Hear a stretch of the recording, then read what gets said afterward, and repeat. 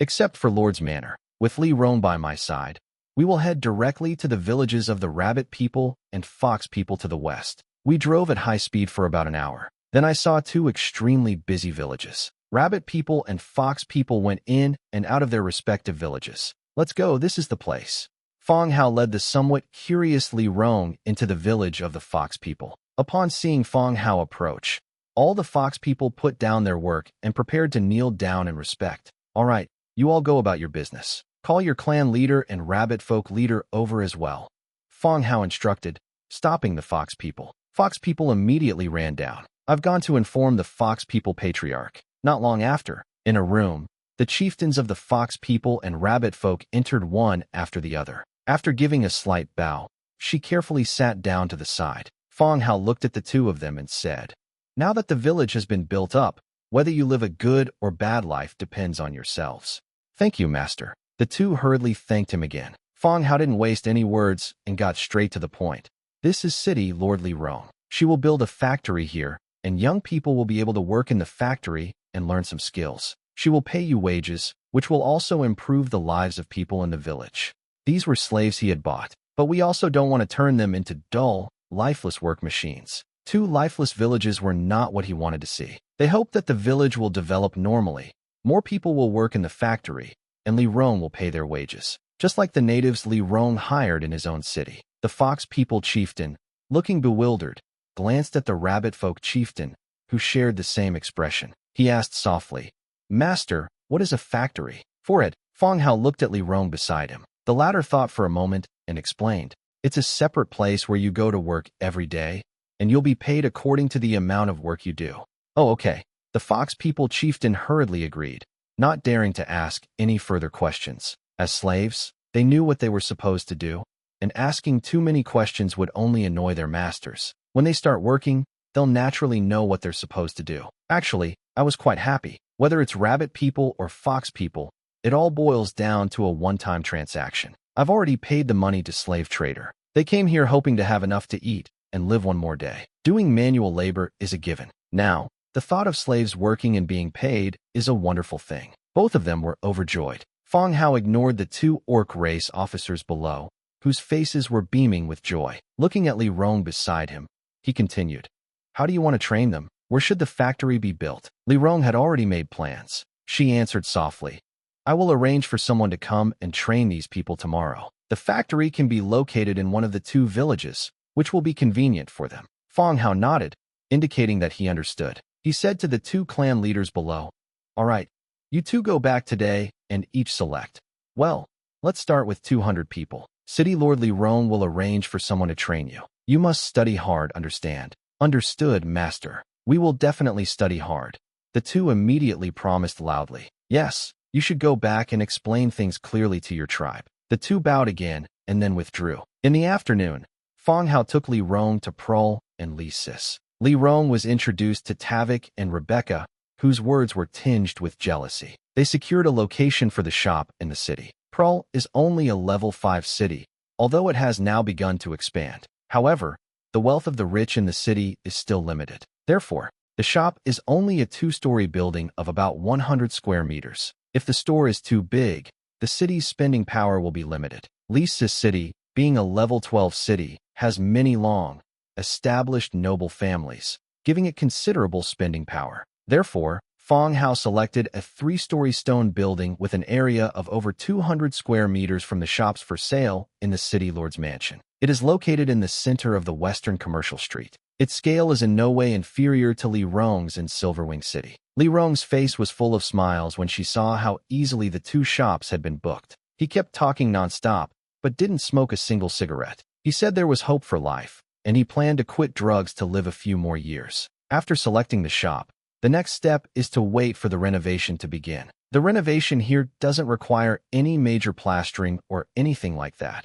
It's just a matter of cleaning and then moving the counters, tables, and chairs inside. Then I'll have someone come over tomorrow to clean up and give the staff some training, Li Rong said excitedly. Her factory never stopped operating, and she continued to sell cosmetics privately to the wealthy women of Silverwing City. However, the sales volume is much lower than when opening a store. There's a lot of stock left, and I can't wait to open a shop and start selling. Fang Hao agreed, saying, "Okay, I'll pick you up tomorrow. Don't bring the indigenous people with you, so as not to let word get out about the situation here."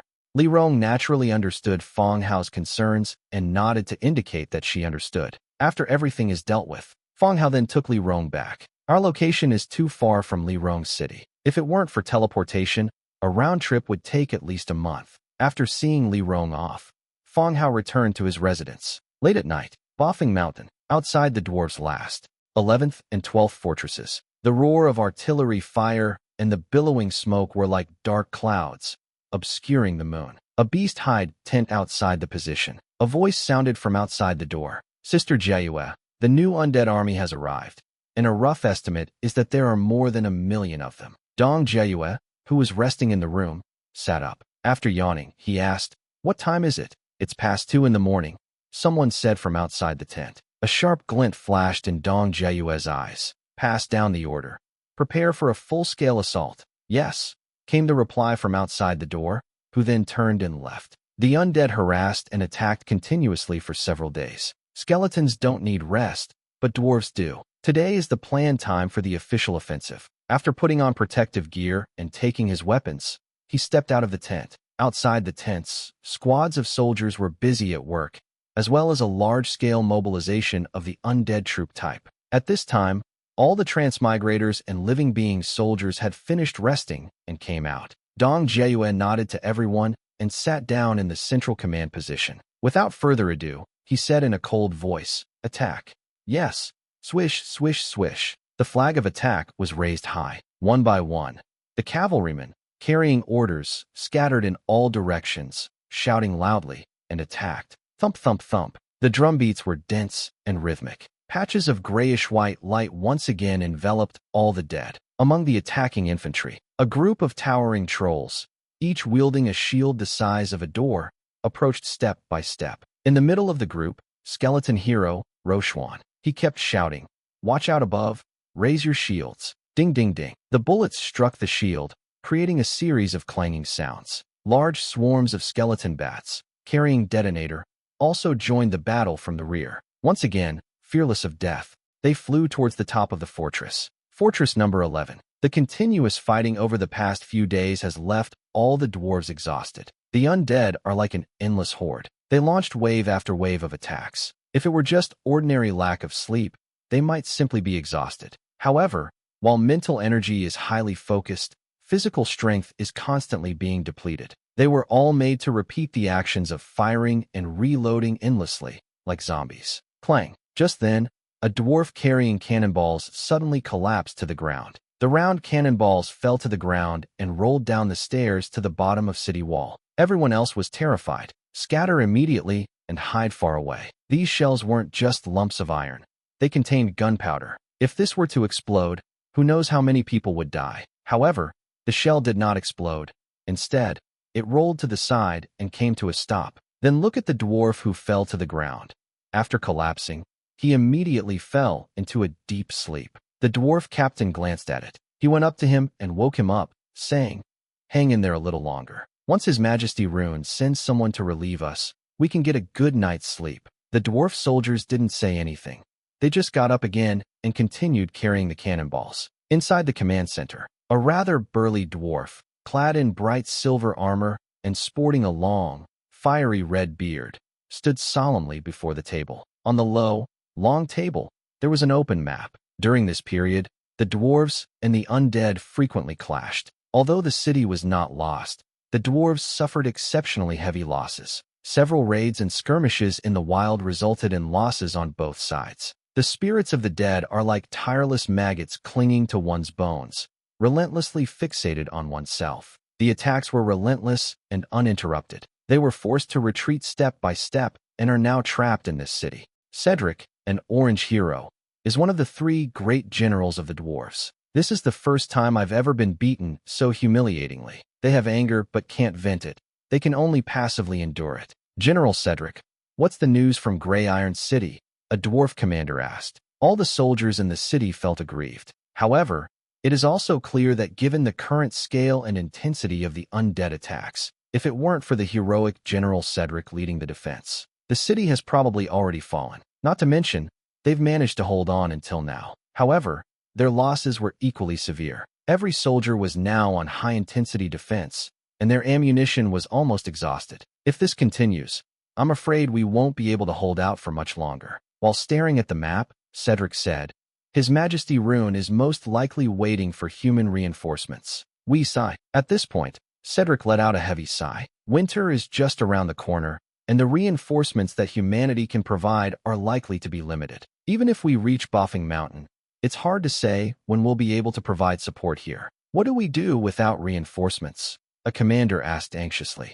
Cedric stared at the map and said coldly, We haven't been without gains during this time. I've located the enemy commander, and I plan to lead my men straight in and kill him. Cedric's finger tapped heavily on a marked location on the map. Everyone looked at the map, pondered for a moment, and then nodded heavily. The attacking undead are a bunch of mindless, lifeless creatures. Once the commander is killed, these mindless skeletons will naturally lose their target. It will be easier to dispel then. This was their only chance to survive. I agree to this plan. I agree. Agree. One by one, the leaders expressed their agreement with the plan. Cedric nodded and put the helmet back on his head. He said coldly, Gather all the giant horned deer cavalry. In 1 hour, we will break through the west gate with you and kill the enemy commander. Yes, General. With a whoosh, all the generals suddenly stood up, the plates of their armor rattling loudly, just as everyone was about to leave after receiving their orders. Knock knock. The resounding chime of the bronze bell echoed throughout the entire fortress. The dwarves in the hall all frowned, a bad premonition rising in their hearts. The ringing of the bronze bell often signifies the start of a full-scale attack by the spirits of the dead. Before the group could leave, then a dwarf came tumbling and crawling in. He roared, The undead have launched their all-out attack. They're swarming with skeletons. During this period, the undead attacked every day. If the dwarf before them is so terrified, the problem is probably even more serious. Cedric hurriedly said, Let's put aside the matter of gathering the cavalry. Everyone, come with me to City Wall to check the situation.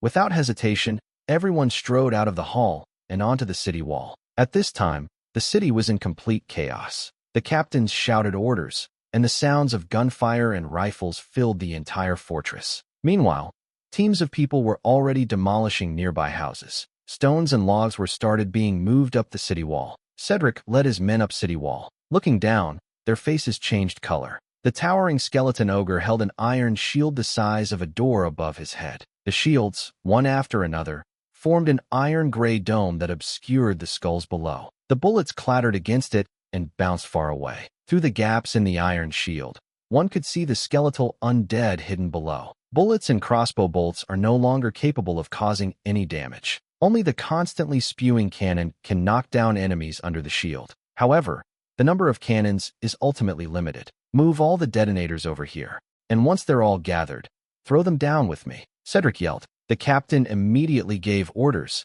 and the dwarves began to move the detonator. Just as everyone was watching the undead rapidly approaching below the city, their faces turned ashen. The dwarf on lookout duty shouted again, Watch out from above. Enemies are approaching from the sky. Everyone looked up at the sky. Thick smoke obscured the clouds and the moon, plunging everything into darkness. The next second, Bone Dragon suddenly burst out of the thick smoke. Bone Dragon, attack! The commander standing to the side had just uttered a shout when he abruptly stopped. Bone Dragon swept past without any intention of diving, just when everyone was clueless about what it meant. Skeleton bats scattered from Bone Dragon's body. It's a skeleton bat. Shoot! Quick, shoot! Bullets and arrows shot into the sky with a crackling sound. In an instant, the bat's bones scattered like raindrops. Clang! Cedric suddenly noticed a round object falling down along with the bat's bones. It rolled right out of the warehouse. A dwarf carrying crates of detonators stood at his feet.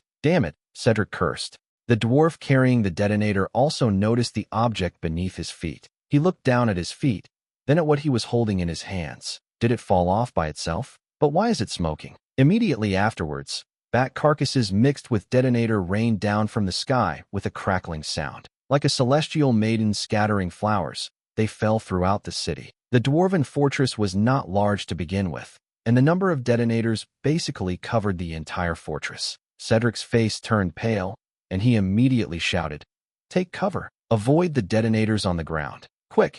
Everyone take cover. He roared and shoved the stunned commanders. Everyone woke up immediately. They began issuing orders to take cover and disperse. However, it didn't give everyone much time to react. The first detonator, burning with white smoke, suddenly exploded. Boom, boom, boom, boom. Detonators scattered throughout the city explode one after another. The impregnable fortress has now become a prison that confines me. It trembled and shattered continuously during the explosion. In the pitch-black night, the fortress resembled a box that glowed from the inside. It keeps illuminating the night sky. With no enemies to hinder them, the undead launched a full-scale attack. The countless undead began to huddle together, crowding each other like mud spreading upwards, trampling on each other's bodies as they climbed. The city wall on the front is covered with white skulls. They surged past city wall and entered city wall. Wielding weapons, he slashed and killed the dwarves who staggered out of the ruins. Inside the fortress, shouts of battle gradually rose.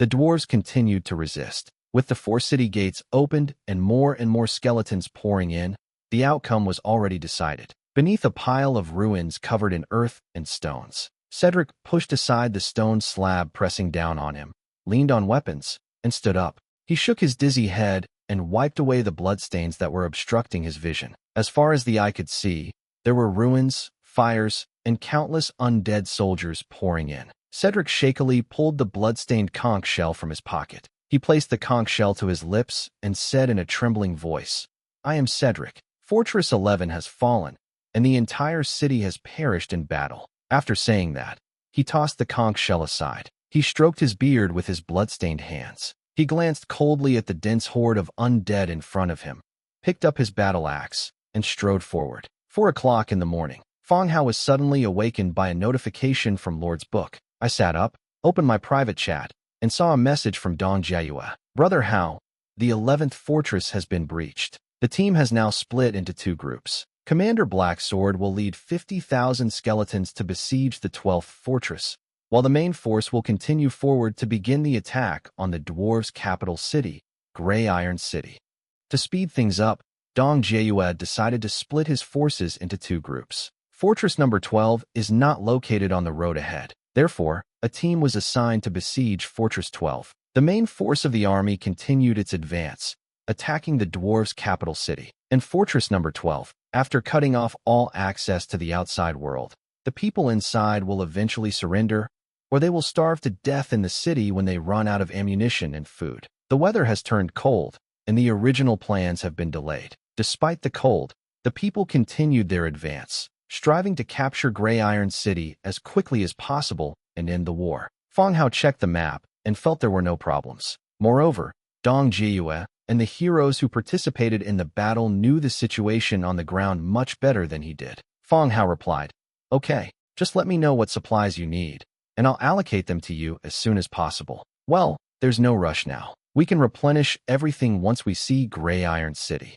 "Good. By the way, how's the human reinforcements doing?" Dong Jiayue asked again. Once human reinforcements begin to cause trouble from the rear, that would disrupt the rhythm of the attack, potentially dragging the battle on for longer and longer. It might even drag on through a winter. They didn't want to be out there fighting in the heavy snow. I've already stalled them there, and they won't be able to intervene for the time being. But just in case, you should still station some troops along the border between the 2 armies, just in case anything happens. Fang Hao replied after thinking for a moment. "Understood. Kindness." After the 2 ended their chat, Fang Hao was no longer sleepy. I got up, put on my clothes, and left the room. This time, it was still dark outside, but the Nightstone streetlights illuminated the entire city. I stretched my body and started my morning exercise ahead of schedule. After stretching his muscles, he started running around the territory. As I passed by the Blackstone training ground, I saw 5 deer-like figures fiddling with the equipment in the training area. It hops around on its 4 legs, looking kind of adorably silly. According to the deer people themselves, female deer people are active at night. This is also the time when they are active. They were quite bold.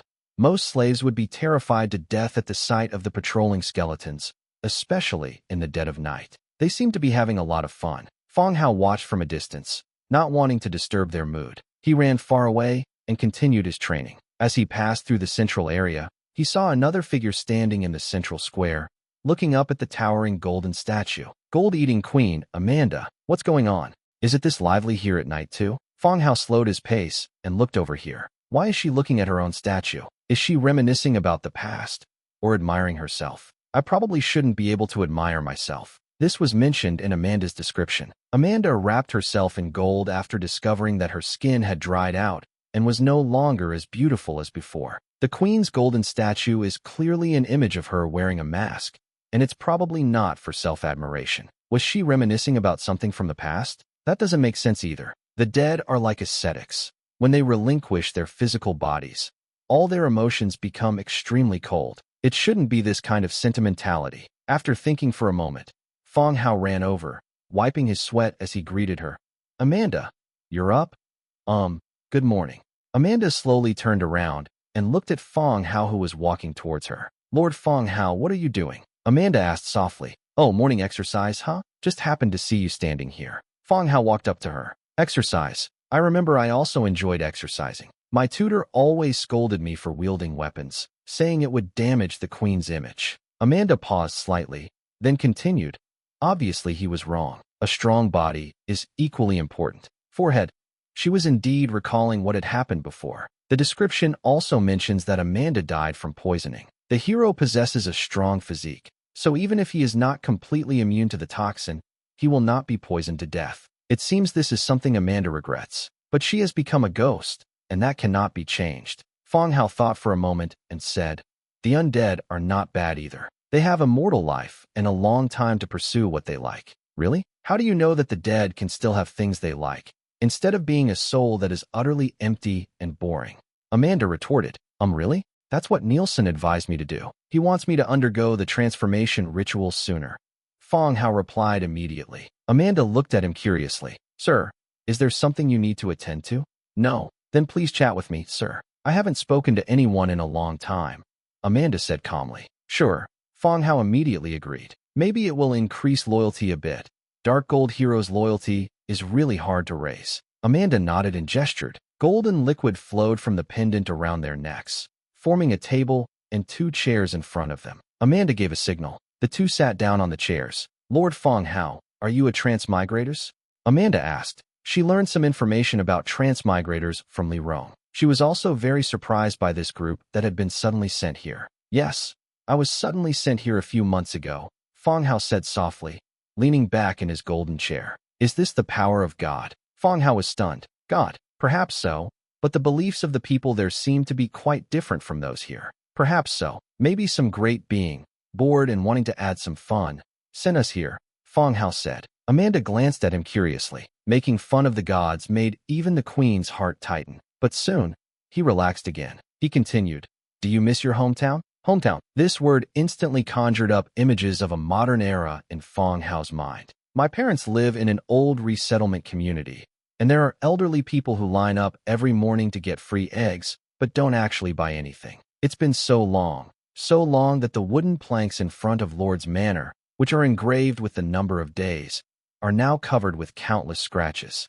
He has also begun to adapt to life here. He already has air and Jia, and now that he's going back like this, he'll have something on his mind. I remember when I first arrived, I kept finding things to do every day, but when I went to sleep at night, those scenes would still appear in my dreams. Fang Hao's tone became slightly lower. Amanda stroked the gem at the top of the scepter. Listen silently. After Fang Hao finished speaking, Amanda spoke softly.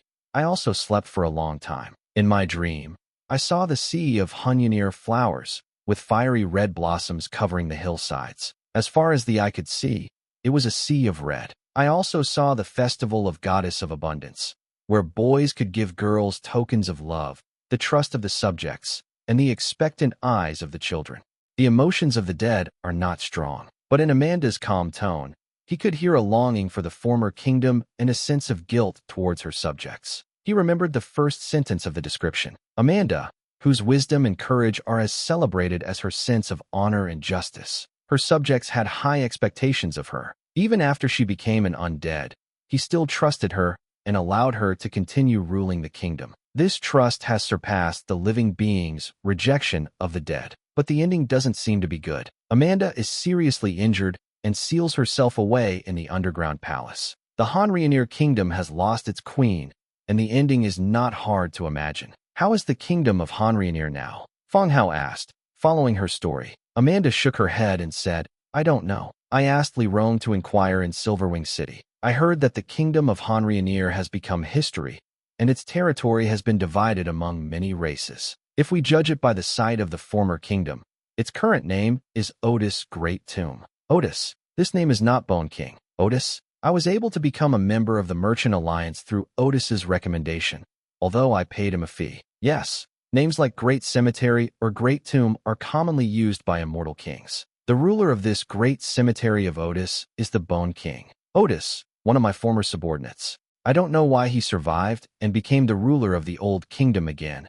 Amanda continued. At this point, Fang Hao understood that Amanda's conversation with him wasn't a sudden whim. Rather, there are some things I want to say to myself. Since the conversation had already reached this point, Fang Hao decided not to continue with the small talk. Curious, I asked, what are your thoughts? Amanda paused for a moment before slowly speaking.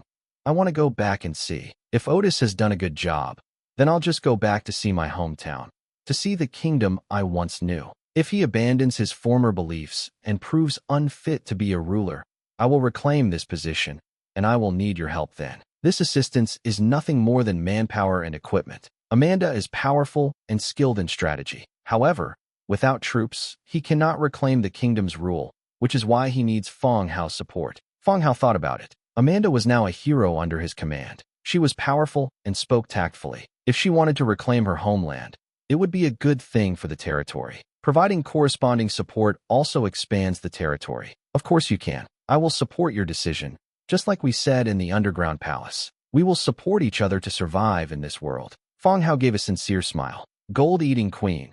Amanda, your loyalty to you has increased by 15 points. Current loyalty is 92 points. The system notification followed immediately. Upon hearing the notification that the score had increased by 15 points, Fang Hao's sincere smile began to look somewhat strange. He tried to cover it up immediately, but he still couldn't hide the urge to burst out laughing. Amanda either didn't notice the change in Fang Hao's expression, or perhaps she did but didn't think much of it. He nodded and replied, Okay, thank you. I'd like to visit the Otis Cemetery in the next couple of days. After thinking for a moment, Fang Hao said, It's not wise to rush over without knowing Otis's attitude towards you. How about this? I'll have the shop establish trade with Otis recently and find out the situation through that. Amanda naturally understood what Fang Hao meant. Not to indicate that you understand. Fang Hao continued with a smile. If you're bored in the territory, you can go and take a look since the territory is currently at war with the dwarves. With your participation, victory will surely be easier. Yes, I do want to travel to different places. Well, after you get back from the dwarves, you can go check out the troll cities in the Bloody Mountains, or you can go check out the orc cities. By the time you've had your fun, there should be some definite news from the Great Tomb. Fang Hao opened the map and explained as he spoke. Amanda peered out, surprised and curious about the vastness of Fang Hao's territory. No matter how much the two talked afterward, it didn't increase their loyalty. But 92 points is already considered very high. Now, even if Lorana comes, Fang Hao is not afraid. With Amanda's abilities and the help of a group of orange heroes, she should be able to protect herself. By the time Fang Hao left, it was already dawn. Slogans could be heard from the side, and Jia, accompanied by a group of maids, ran past them in a surging wave of activity. Each of them, not forgetting to give Fang Hao a smile. 7 a.m. After breakfast, Fang Hao received a private message from Li Rong. Once it was confirmed that the other party was ready, the teleportation light screen was activated. Li Rong, accompanied by 4 transmigrators, walked directly out of the light screen. All 4 of them were very curious about the surrounding scenery, but he was clearly mentally prepared, and when he saw the patrolling skeletons, he didn't show any exaggerated expressions. Li Rong casually lit a cigarette and said, Call me brother-in-law. The 4 of them bowed in unison. Brother-in-law, holy crap, stopped. The 4 transmigrators bowed in unison, quite neatly. I've seen 2 of them. Fang Hao, at Silverwing City. Fang Hao glared at Li Rong, who then gave him a flirtatious wink. He had an expression that said, Things have come to this, you know what I mean.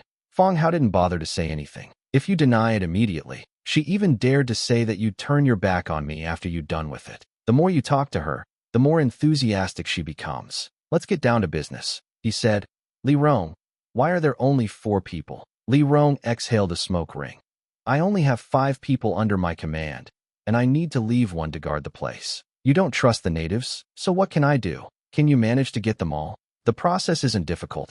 It just takes a few demonstrations. They've been staying in those 2 villages for the past few days, teaching them how to work and making some tools, Li Rong said. Fang Hao nodded, indicating that it was an option. Li Rong then looked at the 4 people and said, "Those are all slaves your brother-in-law bought. If you're itching to go back to Silverwing City and find your own women, and you're messing around here, your brother-in-law will kill you. I can't control that. He's killed quite a few transmigrators." "Yes, sisterly, and we are respectable people," the 4 hurriedly explained. Fang Hao's infamous reputation is well known throughout the channel. Those who offended him generally did not fare well. Li Rong rolled her eyes at her 4 underlings. "I'm warning you.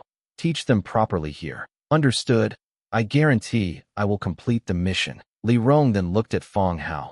"All right, I've finished instructing my men. Let's go to the orc village together." "Kindness." Fang Hao nodded and ordered 4 horses to be brought along. Together with Asidi, they headed towards the villages of fox people and rabbit people. They sped along and soon arrived at 2 villages. Li Rong assigned 2 people to each village and then began making a large number of wooden buckets, basins, and other tools that would be needed. The 4 underlings were also quick and efficient. Knowing that this matter concerned whether I would be able to eat in the future, I immediately got into the zone. He began teaching the group, introducing the tools, and identifying the materials. Everything was explained in great detail. At the village entrance, Li Rong looked at the village and said, "These people should be placed near my city, so as to save the inconvenience of being so far away." Fang Hao shook his head. "It's convenient for you, but can you feed so many people? And will Silverwing City just let it go? It's a bit more troublesome for me, but it's safe and stable." Li Rong nodded, indicating that what he said made sense. "Let's go. Next, we'll visit shops in the other 2 cities. I'll stay in the city for the next few days to finish the shop renovations and open them as soon as possible." "Okay, let's go." The 3 returned to the main city, activated the teleportation system, and sent Li Rong to Li Sis City. They went to the purchase shop to begin renovations. Fang Hao continued to busy himself with his own affairs. The next day, in Prol and Li Sis, advertisements for Xianming Tower have already been posted on the streets. Eye-catching slogans and posters specially painted by an artist. It was posted in the most conspicuous place in the city center. Although it's a bit cold this season, there's no need to worry about rain ruining the painting. It also saves you the trouble of having someone watch you every day. Every day, a group of people stand by and look at the poster. Li Rong even arranged for people to place posters under the city's wealthy women to try out the products for free. That's right, you draw for someone while constantly explaining what you're doing. The relationships among nobles are very complicated. The waiter and the lady chatted, and the conversation turned to the aristocracy in Silverwing City. "Mrs. Palitzer, we saw a play together last month. Does she use your products too?" The waiter's eyes lit up. "Of course, Palitzer is a regular customer of Xianming Tower, as are Lady Doherty's wife Olivia and Lady Rebecca, the city lord's wife. They all use our products." "Really? That's natural. We used to only have a shop in Silverwing City, and we only started planning to open one here this year." "Give me a box then." Thanks to the experience gained from Silverwing City, these 2 stores had much easier time being promoted. They can legitimately claim that their products are loved by all the wealthy ladies in Silverwing City. She is also a representative of female beauty in this era. These indigenous people had never seen this kind of propaganda before. Add to that a torrent of flowery praise. In no time, the news spread among the wealthy ladies and young women of the city. The shop is not open yet. Many people started buying the products right under the poster. This delighted Li Rong, who even saw a glimmer of hope that she could become the richest person in the world. No, the richest man is definitely Fang Hao. She's the second richest, which is not bad. A few days later, at dawn, Dong Jieyue yawned as she stepped out of the beast hide tent. "As soon as I stepped out the door, I felt a chill on my neck. When I reached out and touched it, it had already turned into water. Looking up at the sky, I saw snowflakes falling from the heavens. It's snowing. Winter has arrived." Dong Jieyue murmured, exhaling white breath. "Look up and look around." Centered around the beast hide tent, the undead army was densely packed and neatly arranged all around. Snowflakes fell on the heads and shoulders of the deceased, slowly accumulating without melting. The end of the gaze. It is a city built between 2 steep mountains. Iron gray city wall, towering towers, and dense cannon hoods on city wall. Gray Iron City. Bafang Mountain, the main city of the Dwarf Kingdom. Built against the mountain, the city wall is cast in molten iron and is indestructible. If you want to attack, the front is the only place, and it is also the most heavily defended and fiercely armed location. The dwarves are ready. Therefore, Dong Jiayue and the others did not launch a direct attack immediately. Instead, they approached the city and began to regroup. The dwarves on their side began repairing cannon equipment, making final preparations for the final battle. Behind them, skeletons, transformed into undead, continued to join the queue. The waiting army grew larger and larger. The battle formation was also rapidly spreading backward. Sister Jiayue, how do we fight this final battle? A voice rang out, and a group of transmigrators were walking towards them. Everyone changed from wearing thin clothes to wearing fur-lined short robes and fur-lined long pants, distributed by Fang Hao. They all looked like hunters from a TV drama, going up the mountain to hunt. Actually, the design isn't ugly at all. The main thing is that it's really warm. It wasn't too cold that day, but we were still sweating even while wearing the protective suit. We had to change it off before going into the tent. Dong Jiayue replied, "No rush. We've reached the final stage. Our army will grow larger and larger. The ones who should be afraid are the dwarves." Several people nodded, agreeing. Jiayue, the city wall in Gray Iron City is much taller than the ordinary city wall. It will be much more difficult to climb it by piling up undead in the past. We should build some siege equipment, Dangbin said from the side. Yes, I thought of that too. The dwarves are making siege engines, which will come in handy. Dong Jiayue said, lifting the tent flap. Come in and let's talk. 13 transmigrators entered the tent. They sat down in 4 different places. Let me offer a suggestion. If it's difficult to attack from the front and from the air, could we consider digging tunnels? Remember the demon rats attack? There was a type of demon rats that dug tunnels all the way to the Lord's Manor Gate. Yang Xiaolan then started brainstorming. No sooner had he finished speaking than someone retorted, "Given the weather, the ground is so hard, and there are mountains below, we need to consider how long it would take to dig it out by hand. There must be some special methods, right? What about some magical beasts that are good at digging tunnels? Maybe we can ask Fang Hao. He might have a solution." People looked at Dong Jiayue. Dong Jiayue exchanged some breakfast with everyone and distributed it. Then he continued, "I heard from Belerga that the dwarves considered this when they built the city wall. So the underground is also a city wall, and it's even more solid. Damn, these short guys are such bastards. No wonder they don't grow tall, but they do grow cunning." That is, unable to come up with any siege strategy, the transmigrators, enraged, began to launch personal attacks. Because dwarfs are cunning, they kept saying the other person wasn't tall. That string of words didn't miss a single characteristic of the dwarfs. It's fortunate that Belerga didn't attend the meeting. Otherwise, he would have been so angry that he plucked out his entire beard. Just as things were getting chaotic inside the tent, the guard's voice came from outside the door. "Lord, news has come from the front that Gray Iron City has sent dwarves to negotiate." Everyone inside the tent was stunned for a moment. Then all turned to look at Dong Jiayue. The great battle was about to begin when the dwarves suddenly sent people over. Dong Jiayue guessed the dwarves' purpose and said, "Bring those dwarves over. Oh, and also call Commanders Rochuan and Spencer over to attend the dwarf meeting." She was also afraid that the dwarves might suddenly launch a sneak attack. Having 2 orange heroes present would show respect for the heroes and also protect her. "Oh yes, sir." Guards quickly withdrew and relayed the message. Dong Jiayue looked at the transmigrators and said, "You all go back and do your own things first. I'll let you know if there's any news later." Good. The group got up and walked out of the tent. Before long, Spencer and Rochuan entered the tent. As for the dwarves, because the undead army's ranks were so large, their men hadn't arrived yet. It must have taken some time to get here. The 3 discussed the dwarves' purpose inside the tent. I waited for almost an hour. Just then, the guard's voice came from outside the door. "Sir, the dwarves have arrived." Dong Jiayue immediately returned to the main seat and said in a deep voice, "Let them in."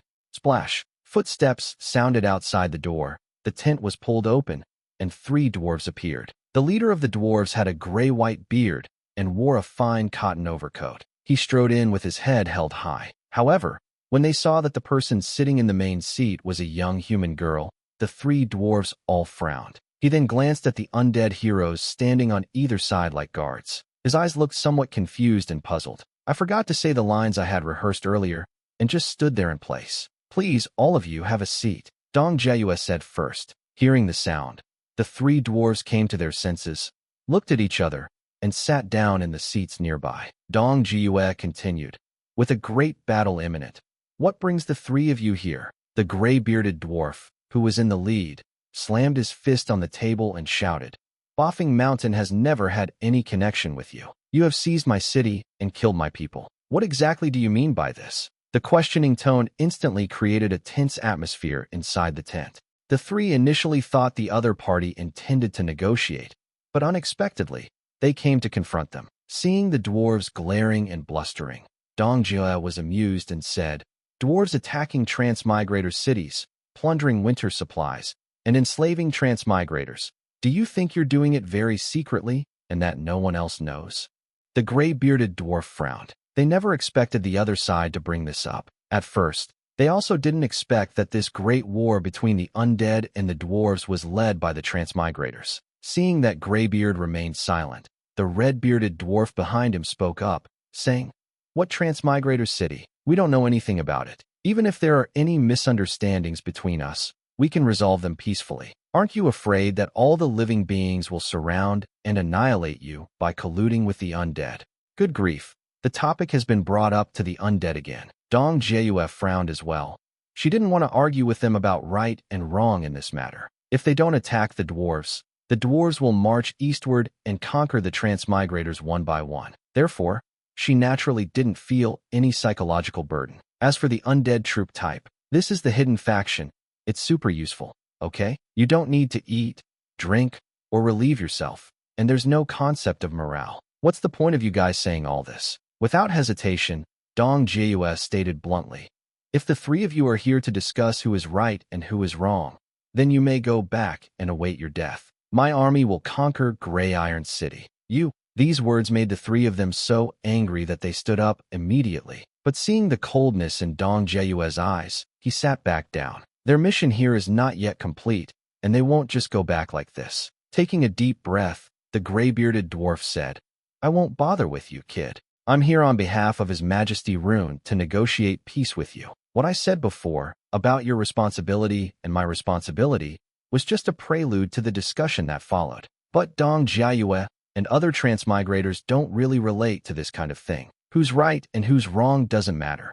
What matters is that I'm hitting you now. What do you want to talk about? Hurry up and say it, Dong Jiayue urged. The gray-bearded dwarf glanced at his two companions behind him and said, For both of us, there is no need to continue this war. The loss of resources and manpower will only make this winter more difficult to get through. As if he were a different person, the gray-bearded man's tone suddenly softened. No, my soldiers don't need food or water. Winter is the perfect time to start the war, Dong Jiayue replied. Forehead. Graybeard choked. Even if the undead don't need food, you and your human subordinates still do. Moreover, the loss of troops will give other forces an opportunity to take advantage of you and harm your interests. No, the undead have a transformation field. The loss of troop type and the transformation of the corpse are roughly offset, Dong Jiayue replied. Forehead. Graybeard thought for a moment and continued. Even if you don't care about food and manpower, the financial resources consumed in war are enormous. A war can bankrupt a prosperous country. You should consider this. No way. I'm just a transmigrators. Where would I get any savings? I did get quite a few good things after conquering your city, Dong Jiayue continued. Damn it, The three dwarfs cursed inwardly. So you're just coming to fight us naked, afraid of nothing, and with nothing at all? This is why she beat herself up to be like this now. They've already reached the gates of Gray Iron City. Seeing the three of them looking like they'd just eaten shit, Dong Jiayue continued. What exactly do you want to say? Just say what Rune told you to say. If it were Dong Jiayue's own army, they would never choose to start a war in winter. Just as the gray-bearded dwarf said, the winter environment was too harsh. Factors such as food, marching, and temperature increased the difficulty of the war several times over. But now she is leading Fang Hao's army. She doesn't need to worry about troop strength. Equipment weapons are simply a matter of asking for them. Fang Hao's only request to her was to take Gray Iron City, end the war with the dwarves, and rescue the captured transmigrators. Therefore, the difficulties raised by the dwarves. In her view, all the difficulties were those of the enemy.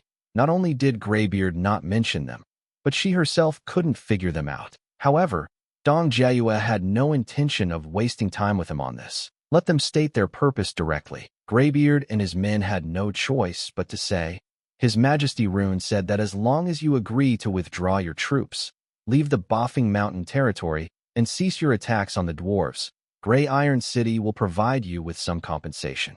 What can you give me? Dong Jiayue asked directly. 2 million gold coins, 5,000 pieces of royal equipment, 5,000 bolts of precious silk cloth, and the right to trade with the dwarves. We can buy firearms made by the dwarves at a very low price, Graybeard said loudly. It seems like they feel the price they've set is already astronomical. Their voices were much louder. Dong Jiayue looked at the three dwarfs with curiosity. Although she doesn't manage troops or equipment, millions of equipment items have been continuously transported here, exceeding 2 million gold coins. They're offering such a small amount of money, and they think they can just withdraw their troops on their own. It's like giving alms to beggars. It's not that the dwarves didn't know they were giving too little. Dwarves don't have hundredfold amplification.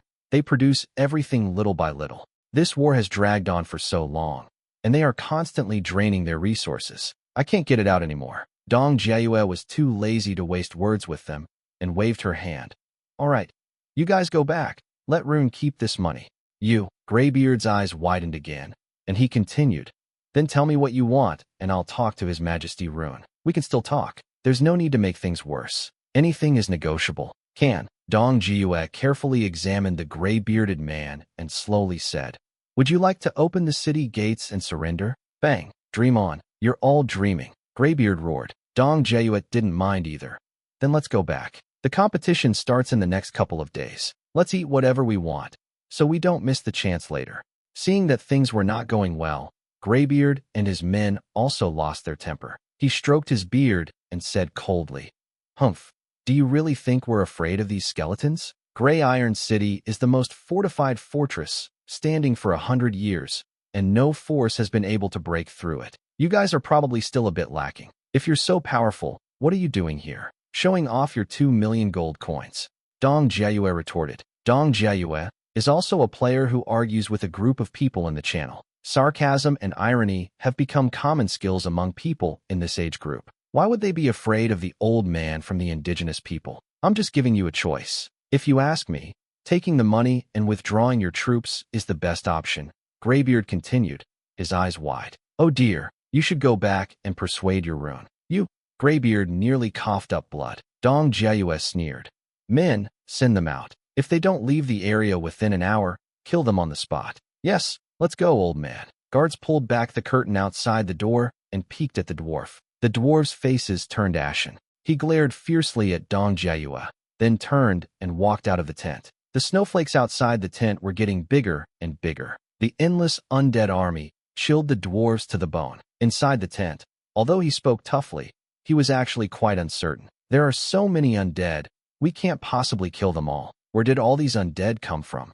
Just as the three of them were about to take a closer look at the layout of the place, a voice came from behind. It's been a long time, Mr. Neff. The three dwarves turned around and saw a transmigrator's woman wearing a fur coat approaching with several people. Graybeard Nev knows her, Dangbin. He had done several transactions with her and had also sold some firearms to the rest of the transmigrators through her. Surprisingly, she was still alive. Miss Dangbin, it's quite a surprise to see you alive, Nev said with a sneer. Dangbin smiled as well and said, What's so surprising about that? The undead attacking the dwarves was my doing. Surprised? The three dwarves' expressions changed drastically. Nev roared. Damn it, it was you, you wretch. You'll die a horrible death.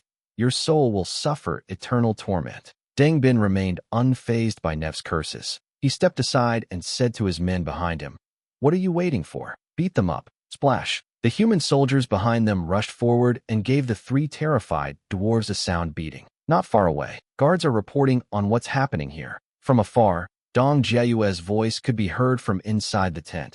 Don't kill the envoy. Don't kill him. Upon hearing this, Dangbin said, Put some effort into it. Haven't you guys eaten? The militia switched from fists and feet to wooden sticks, attacking the three dwarves. In an instant, cries of agony echoed throughout the entire area. Night fell. Dinner was a steaming hot pot. In addition, the room is well sealed. Fang Hao and Njia, along with the others, were all sweating slightly from their eating. He Yue, who also ate with them, ate a clear broth hot pot by herself because her child was still breastfeeding. It pitifully smelled the aroma from this place, then ate the bland slices of meat. The group ate, and the restaurant was filled with a misty atmosphere. After dinner, the crowd dispersed, and the heat in the room gradually dissipated. Fang Hao glanced at the reports from the various subordinate cities and then decided to go soak in the hot springs before returning to his room to rest. At that moment, a maidservant reported from outside the door. "Master, Sister Xiaobai has returned with maids." Fang Hao looked up. "Let them in." The door opened, and the fox spirit Xiaobai, accompanied by several maids and the proprietress Vanessa, strode in. The group had previously been left to run shops in Prol and Lisis. In many places, there are too many unemployed residents in winter, and the price of hiring is very cheap. Fang Hao changed his strategy directly, hiring all the waiters from the city and waiving their accommodation fees. However, the food ingredients for the shop still need to be transported by their own staff. In this way, Xiaobai and Vanessa naturally returned. "Master," the women bowed and looked at Fang Hao with teary eyes. "It is filled with longing and joy. You've worked hard. Please stay here from now on," Fang Hao said softly. The women all wore expressions of joy, as if going out to open a shop was something they were suffering for. "Yes, master. Then you should go and rest. Soak in the hot springs, and don't catch a cold in this cold weather," Fang Hao continued to instruct. "Yes, master." Several rabbit maids retreated. Xiaobai and Vanessa, however, did not move. "Vanessa, didn't you go back to tavern?" Fang Hao's gaze fell on Vanessa. In Prol, Vanessa has her own tavern. Even though Fang Hao arranged for her to be stationed in Lisis, her own shop is still open. She could have gone straight back to her own place, but instead, she followed Xiaobai and the others all the way back here. Vanessa glanced at Little White and said softly, "Tavern has been handed over to someone else to manage, and it's not the right time for me to go back now. So I came here with Little White." "Master, there should still be a place to stay." Fang Hao's initial impression of Vanessa, the proprietress, was that she was a charming, beautiful, and down-to-earth barmaid. Her tavern, though small, is doing very well. Now, returning from Lisis, Fang Hao feels like a well-developed young woman, dressed in much more elegant clothes. It exudes a more refined and elegant air than before. Moreover, Vanessa isn't stupid. It's winter now. Although she has her own businesses, she has also made a lot of money managing the businesses in Lisis City for Fang Hao. But she has experienced how harsh the winters are here for over 20 years. The streets were full of beggars, and there weren't many people coming to tavern to drink anymore. Given the chance, she would naturally try to spend the winter here in Fang Hao, where the food and accommodation are excellent, and there are hot springs to enjoy. Of course, she was also certain that Fang Hao wouldn't refuse her. After all, the two had a good relationship. She treated Fang Hao like a younger brother, and Fang Hao had even saved her life. "It's no big deal. There's nothing much to do this winter, so you can stay here." Fang Hao smiled and agreed. "Thank you, sir." Vanessa immediately flashed a bright smile. At this moment, Xiaobai, who was standing nearby, also spoke up. "Then I'll take Vanessa to find a new room."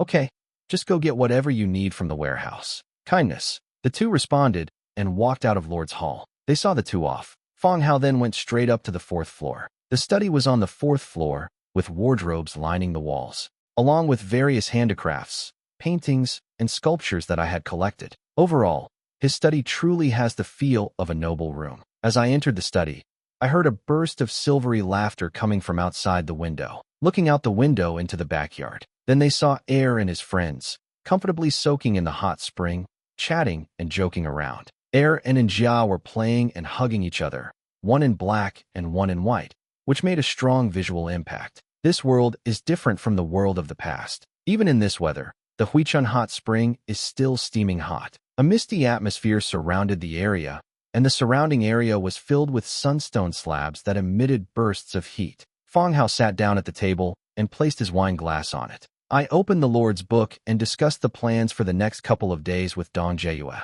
They agreed on the general offensive. Time passed little by little. Just then, there was a knock on the door. "Come in." Xiao Bai, dressed in a long skirt and long gown, walked in gracefully. The two fluffy little ears remained still. "Owner, is Vanessa's accommodation all arranged?" Fang Hao looked up at her. "This girl has clearly dressed up." "Okay, it's all arranged." Xiaobai walked to the window and even glanced down. Air and Njia were chatting in the hot spring, their eyes crinkling with smiles. "Don't go out during this time," Yue is teaching people accounting in the city. You can learn from her too. We'll talk about it when the weather gets warmer, Fang Hao said softly. Xiaobai smiled slightly and sat down to the side. Yes, master. I will do whatever you say. Next, Fang Hao watched Dong Jieyue's report from the side. Weapons were sent to her from time to time. Equipment. Meanwhile, Xiaobai quietly stood guard to the side, occasionally going down to refill the water glass with fruit wine. She looked like a little maid. Once Fang Hao closed Lord's book, Xiaobai knew that he had finished his business. Listening downstairs, Air and the others were still chatting and laughing, their eyes slightly narrowed. I stumbled and accidentally knocked over a water glass on the table. Oh no, the wine spilled, Xiaobai exclaimed. He quickly glanced around, but couldn't find any burlap to wipe himself with. She stood in front of the table, leaned forward slightly, and stretched out her pink tongue to gently lick the wine flowing down the table. Her pretty face was slightly flushed, and her eyes were alluring. The skirt, rounded and slightly upturned, and not very long, covered the upper thighs, appearing and disappearing intermittently. Her fair and tender thighs and her round and perky figure filled the room with a special atmosphere. Fang Hao was still feeling a bit sleepy, but seeing the scene before him, his heart stirred slightly. That vixen, if we're talking about who's good at seducing people, it's definitely Xiaobai. She appears innocent and cute, but she's actually quite cunning and scheming. Her pink little tongue kept licking, and her eyes kept glancing at Fang Hao beside her. The skirt swayed slightly. Fang Hao walked straight behind her and rolled up the hem of her skirt. Xiaobai's eyes narrowed slightly, and his body began to sway back and forth involuntarily. The next day, Air then arranged for someone to clean a room for Xiaobai in Lord's Manor. Xiaobai also diligently followed Air around, constantly saying nice things to him. White foxes are actually a rare species among the fox people. In addition, Xiaobai is young and petite and cute. That's also why Air arranged for her to accompany Fang Hao. Now that Xiaobai is back, she and Jia went back to their room last night and bumped into the two of them. They arranged a room for me today. Xiaobai was naturally delighted and started serving Air food and bowls early in the morning, taking over Air's previous duties. After breakfast, the training patrols, and the study sessions with Yue, they all went about their own business. 3 days later, Bafeng Mountain, the camp where the undead army gathered. As the weather grew colder, stepping out of the tent, the biting wind felt like a bone-scraping knife, stinging one's face. Dong Jieyue stood in front of the tent, gazing far into the distance behind her. Yang Xiaolan, standing to the side, adjusted her cotton hat and asked curiously, Sister Jieyue, what are you looking at? When did Boss Fang Hao say we should attack? It's getting colder every day. Yang Xiaolan, who used to love dressing up, has lost all interest in doing so. Just being warm is much more important than being pretty. Last night we obtained a large amount of weapons ammunition from Fang Hao, planning to launch an attack today, but for some reason, the original plan was suddenly postponed. Dong Jieyue looked around again, seemingly waiting for someone. Fang Hao said he sent the hero with reinforcements, but why haven't they arrived yet? Dong Jieyue replied while looking around. Just then, a convoy of cars suddenly appeared at the end of the line of sight, heading this way. They're here, Dong Jieyue exclaimed. The others also looked into the distance. Then they saw a convoy of cars, bright yellow as if made of gold, approaching them, dazzling and eye-catching. The carriage, covered entirely in gold and inlaid with jewels, slowly came to a stop in front of them. The carriage door slowly opened, revealing a woman also dressed entirely in gold, wearing a golden mask. With the help of the spirit binding guard, he slowly stepped down from the carriage. Holy crap, this is seriously high class. Dark Gold Hero. Yeah, Dark Gold Hero is so high class. It's made entirely of gold. That's just too extravagant. Is this also Master Fang Hao's hero? It's also possible that it's a native leader from some faction who came to help us. The moment Amanda stepped off the carriage, the transmigrators nearby began to discuss amidst gasps of surprise. We can't blame them. This team is incredibly high class. The entire procession was gleaming gold.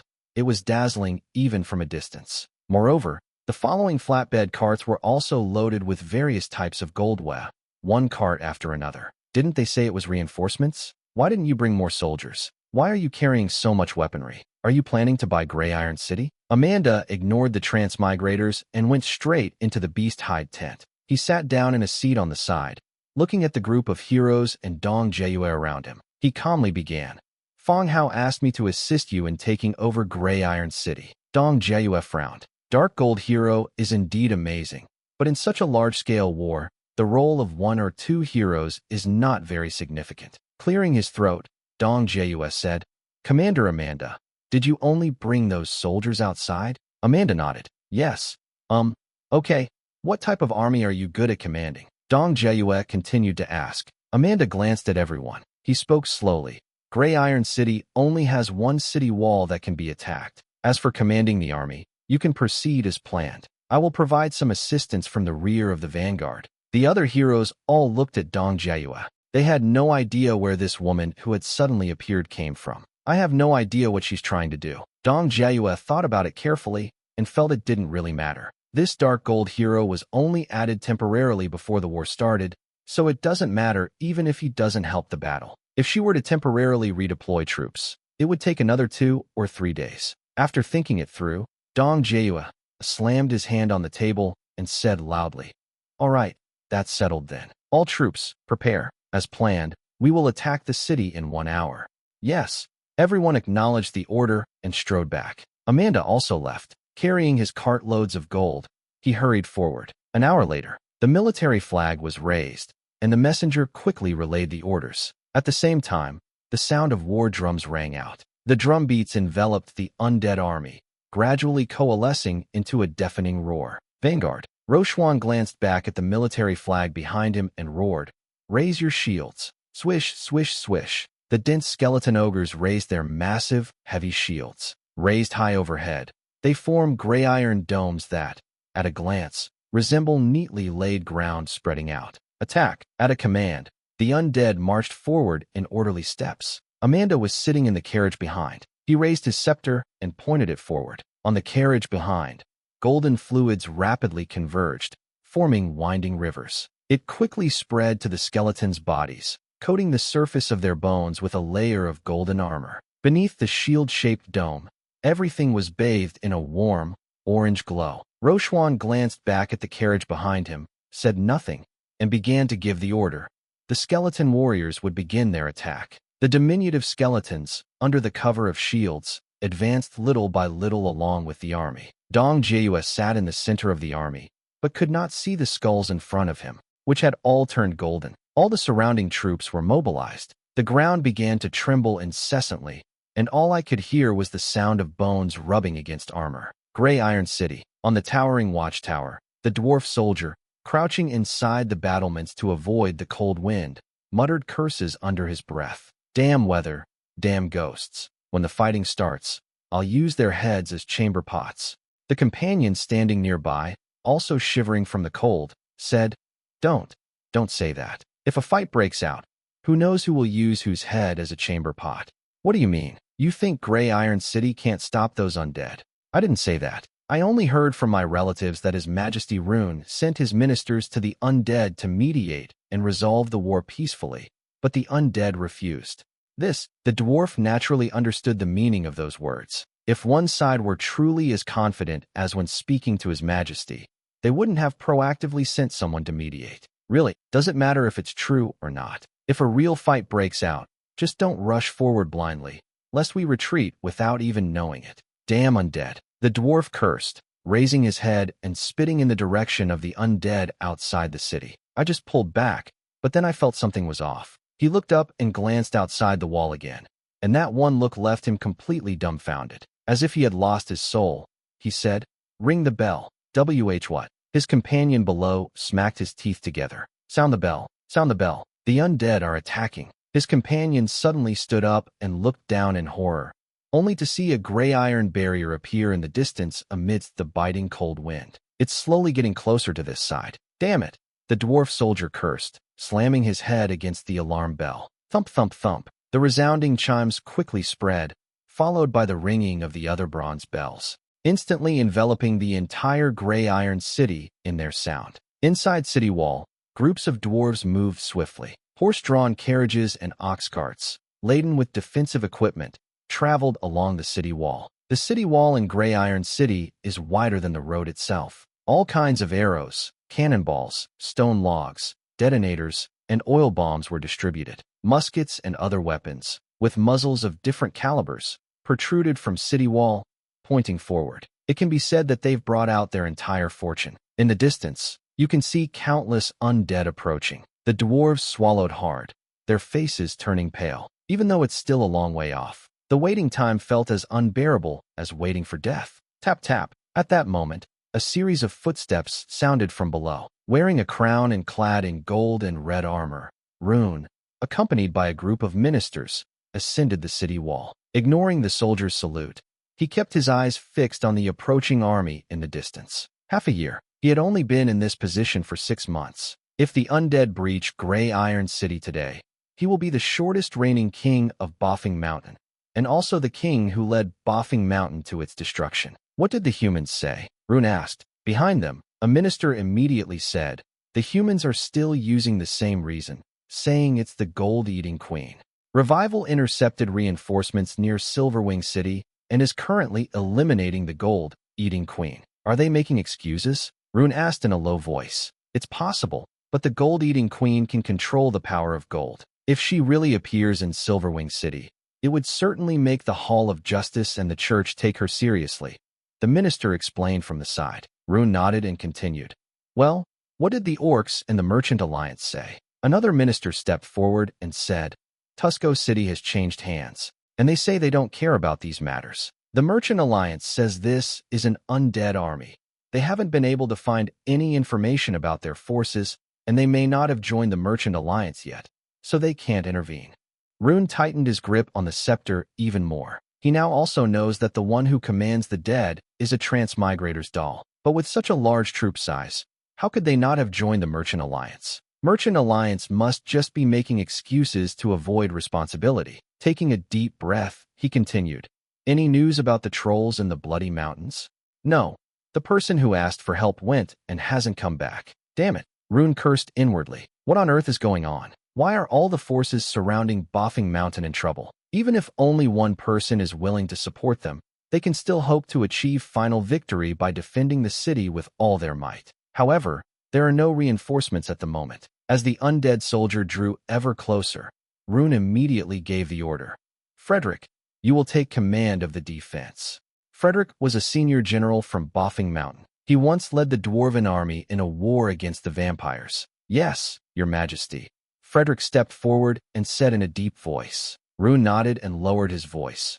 Yes. We can't let Boffing Mountain fall into our hands. We must defend it. Frederick glanced at the endless army outside. His gaze was somewhat unfocused. He should have relinquished his position and retired when the old king passed away. If the city falls now, he, like Rune, will be a sinner against Boffing Mountain. Yes, your majesty, Frederick said. Rune, accompanied by several ministers, went down to city wall. Frederick then began to loudly issue commands. Time passed little by little. The undead army is getting closer and closer to Grey Iron City. The sound of footsteps, accompanied by the trembling of the ground, was no longer the whistling wind in my ears. The dead are like a boundless flood. It's moving forward steadily, getting closer and closer, becoming clearer and clearer. You can see the undead hidden beneath the Grey Iron shields, and you can also see skeleton soldiers struggling to push the siege towers, with iron swords hanging at their waists. Everything is so clear. The dwarves on the city wall began to tremble uncontrollably. There are too many enemies.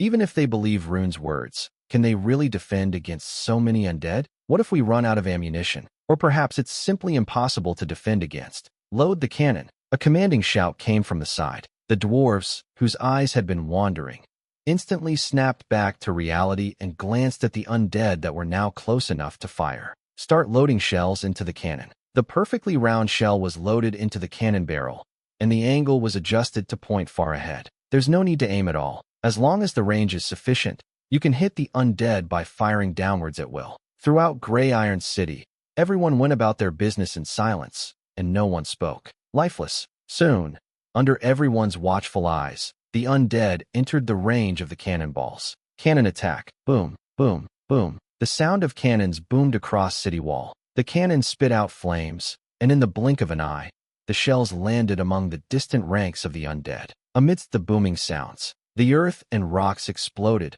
and one after another, the dead were blown away, turning into piles of scattered skeletons. The effect is remarkable, but the dwarves on city wall did not cheer. The cannon, which we are so proud of, Looks more like a pebble thrown into the ocean when it falls below. There were some ripples, but they quickly disappeared without any change. Keep loading, keep firing. Boom, boom, boom. The cannon kept spewing out projectiles, which landed below. However, this did not stop the advance of the undead, or even their pace. Soon, the undead entered the marked second layer of attack range. The captains gave the order again.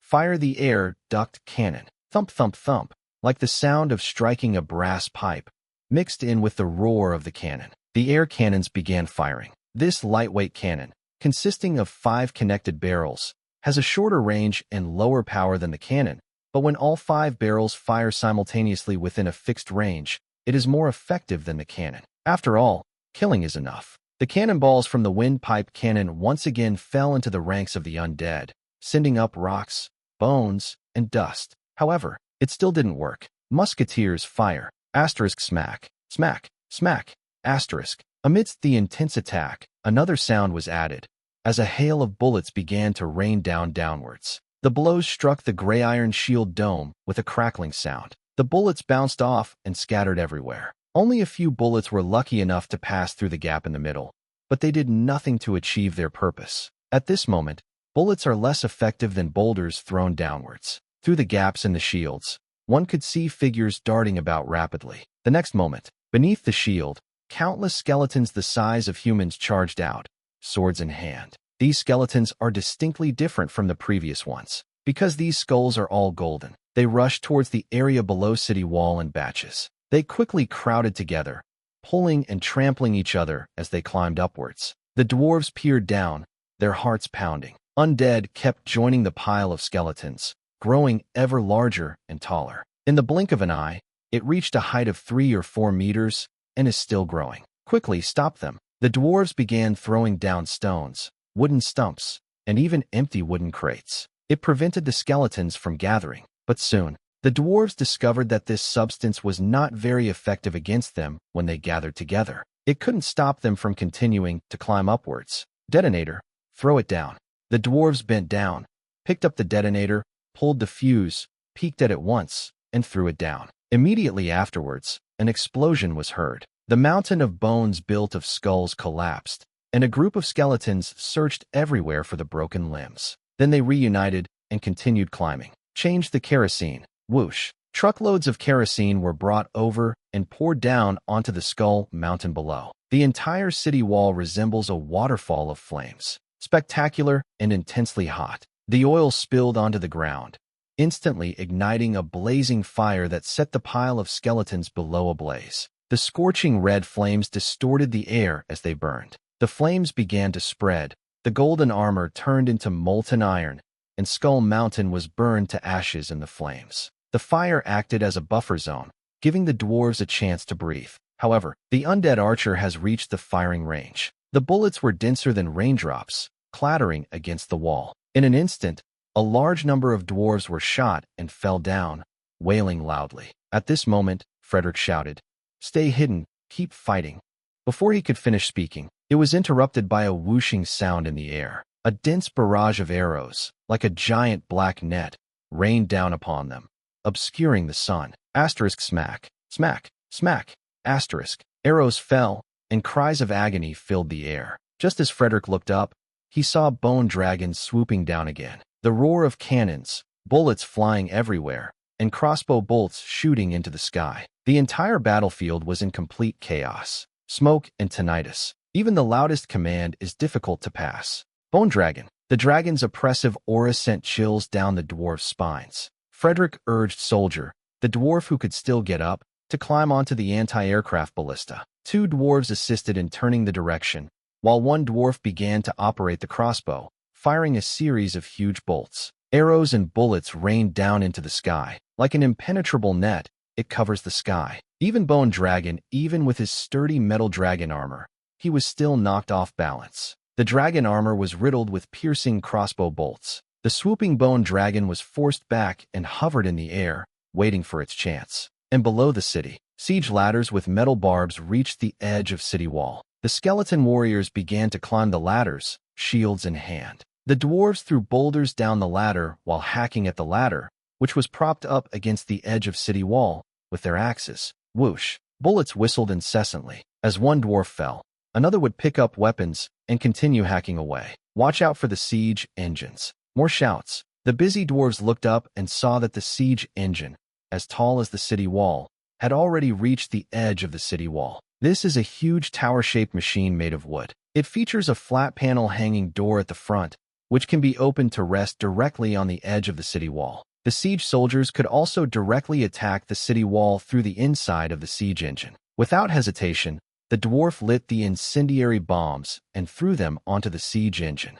Bang whoosh! The flames exploded instantly, and a wave of intense heat caused the dwarves to involuntarily take a few steps back. At such close range, even his beard and hair were scorched by the heat. The flames burned fiercely. Once this type of kerosene catches fire, it is very difficult to extinguish. In addition, the dry and windy weather caused the fire to escalate rapidly, engulfing the siege engine. However, the hanging platform remained open, and countless skeletons, their bodies ablaze with flames, rushed towards the city wall. Damn it, stop them! In an instant, the undead stormed city wall. A large number of dwarves quickly came to the rescue, holding off the onslaught of the fire skeletons. Large numbers of undead rushed towards city wall and clashed with the dwarves. The skeletons came on fiercely, fearless of death. The siege engine, however, did not last much longer. The connecting ramps on both sides burned first, and the siege engine itself burned brighter and brighter in the fire. One by one, the siege engines were burned. The siege ladders that were being carried into battle were also blocked under special attention. Frederick surveyed the entire battlefield. Others may not realize it, but he knows it very well. The artillery fire on the battlefield was steadily retreating. Cannon was no longer firing at the furthest distance, but instead focused its maximum downward fire, bombarding the charging undead. Not just cannons, but also air tube cannons, crossbows, and rifles. All attack ranges are based on the area below the city. Soon, the skeletons below gathered again, spreading towards city wall like a flood. Stones, still, are of little use. New kerosene has been delivered. It poured down along all parts of city wall. The fiery waterfall, like a fiery red cloth, hangs all over the walls. Call. The fire raged again, just when the dwarves thought they could defend other locations as before. But then a sudden change occurred. Below the city wall, the golden liquid seemed to come alive and left the undead soldier on its own. Then, under everyone's watchful eyes, they began to climb up city wall. The next second, the molten metal solidified again, turning into 5 sloping metal staircases that connected the top of the wall to the ground. All the skeletons below launched a fierce attack. Like a flood, they surged toward the golden staircase. The dwarves were so frightened that they staggered, and several of them fell to the ground, their faces ashen. What kind of ability is this? This is simply divine power. Upon seeing this, Frederick's heart tightened suddenly. Gold-eating queen. This is the power of the gold-eating queen, a vengeful king recorded in history. Didn't they say she appeared in human territory? How did she end up here? Suppressing his fear, he immediately roared. Set up a defense. Don't let them get up here. The dwarves instantly regained their senses. Logs studded with metal spikes were carried up and rolled down the steps. Those along the way were all crushed or pushed down the stairs by the rolling logs. After the logs rolled, spearmen lined up in formation behind them. The long, slender, sharp spears were aimed at the 5 steps, thrusting and withdrawing repeatedly, pushing the skeletons off the city wall. At that moment, the bone dragon suddenly swooped down from the sky, shrouded in smoke. Braving the rain of arrows, he unleashed angry breaths at the wall. Large numbers of dwarves were enveloped by black pillars of light, turning into skeletons. Bone Dragon retreated after one attack and flew away. The dead dwarf was dragged away, and a new dwarf took his place. While exchanging fire with those below, they also fended off the skeletons that kept attacking city wall. The war raged from morning until dusk. They fought from dusk until late at night. The artillery fire never stopped. The undead did not slow their attack. Undead faction. Inside the massive beast hide command tent, Dong Jiayue and the others were all looking at the map in front of them. The dwarves' defensive capabilities surprised them all. Despite such a costly attack, the dwarves continued to defend city wall. Even if the cannon barrel overheats, it will be replaced immediately to continue the defense. We've blocked them for almost half a month. How can they still be so confident? Dong Jiayue asked, somewhat puzzled. From the moment the war began, The dwarves were constantly transporting weapons ammunition outwards. She was quite surprised that there was still so much ammunition available. This time, it was Amanda who answered. This is not surprising. In a large city like Grey Iron City, even if you impose a lockdown for a year, they can still exchange resources through the Merchant Alliance. During the Great Battle, everyone witnessed Amanda's abilities. With just that one move, the Golden Staircase, they almost stormed the city. Unfortunately, the dwarves reacted quickly and failed. Oh, I see. That explains it. Dong Jiayue nodded to show she understood. To this day, her Merchant Alliance, the buildings haven't been built yet. I wasn't in a hurry before, but now it seems that Merchant Alliance is actually quite useful. Even if the city is locked down, you can still buy goods through Merchant Alliance. Grey Iron City's defenses are indeed formidable. Do you all think there's a better way? Dong Jiayue continued to ask. The others stared silently at the map on the table, falling into silence. After a while, Rochuan spoke up. What about the bat detonator? That move is always very effective. No, the skeletons can't fly in. They'll blow us up.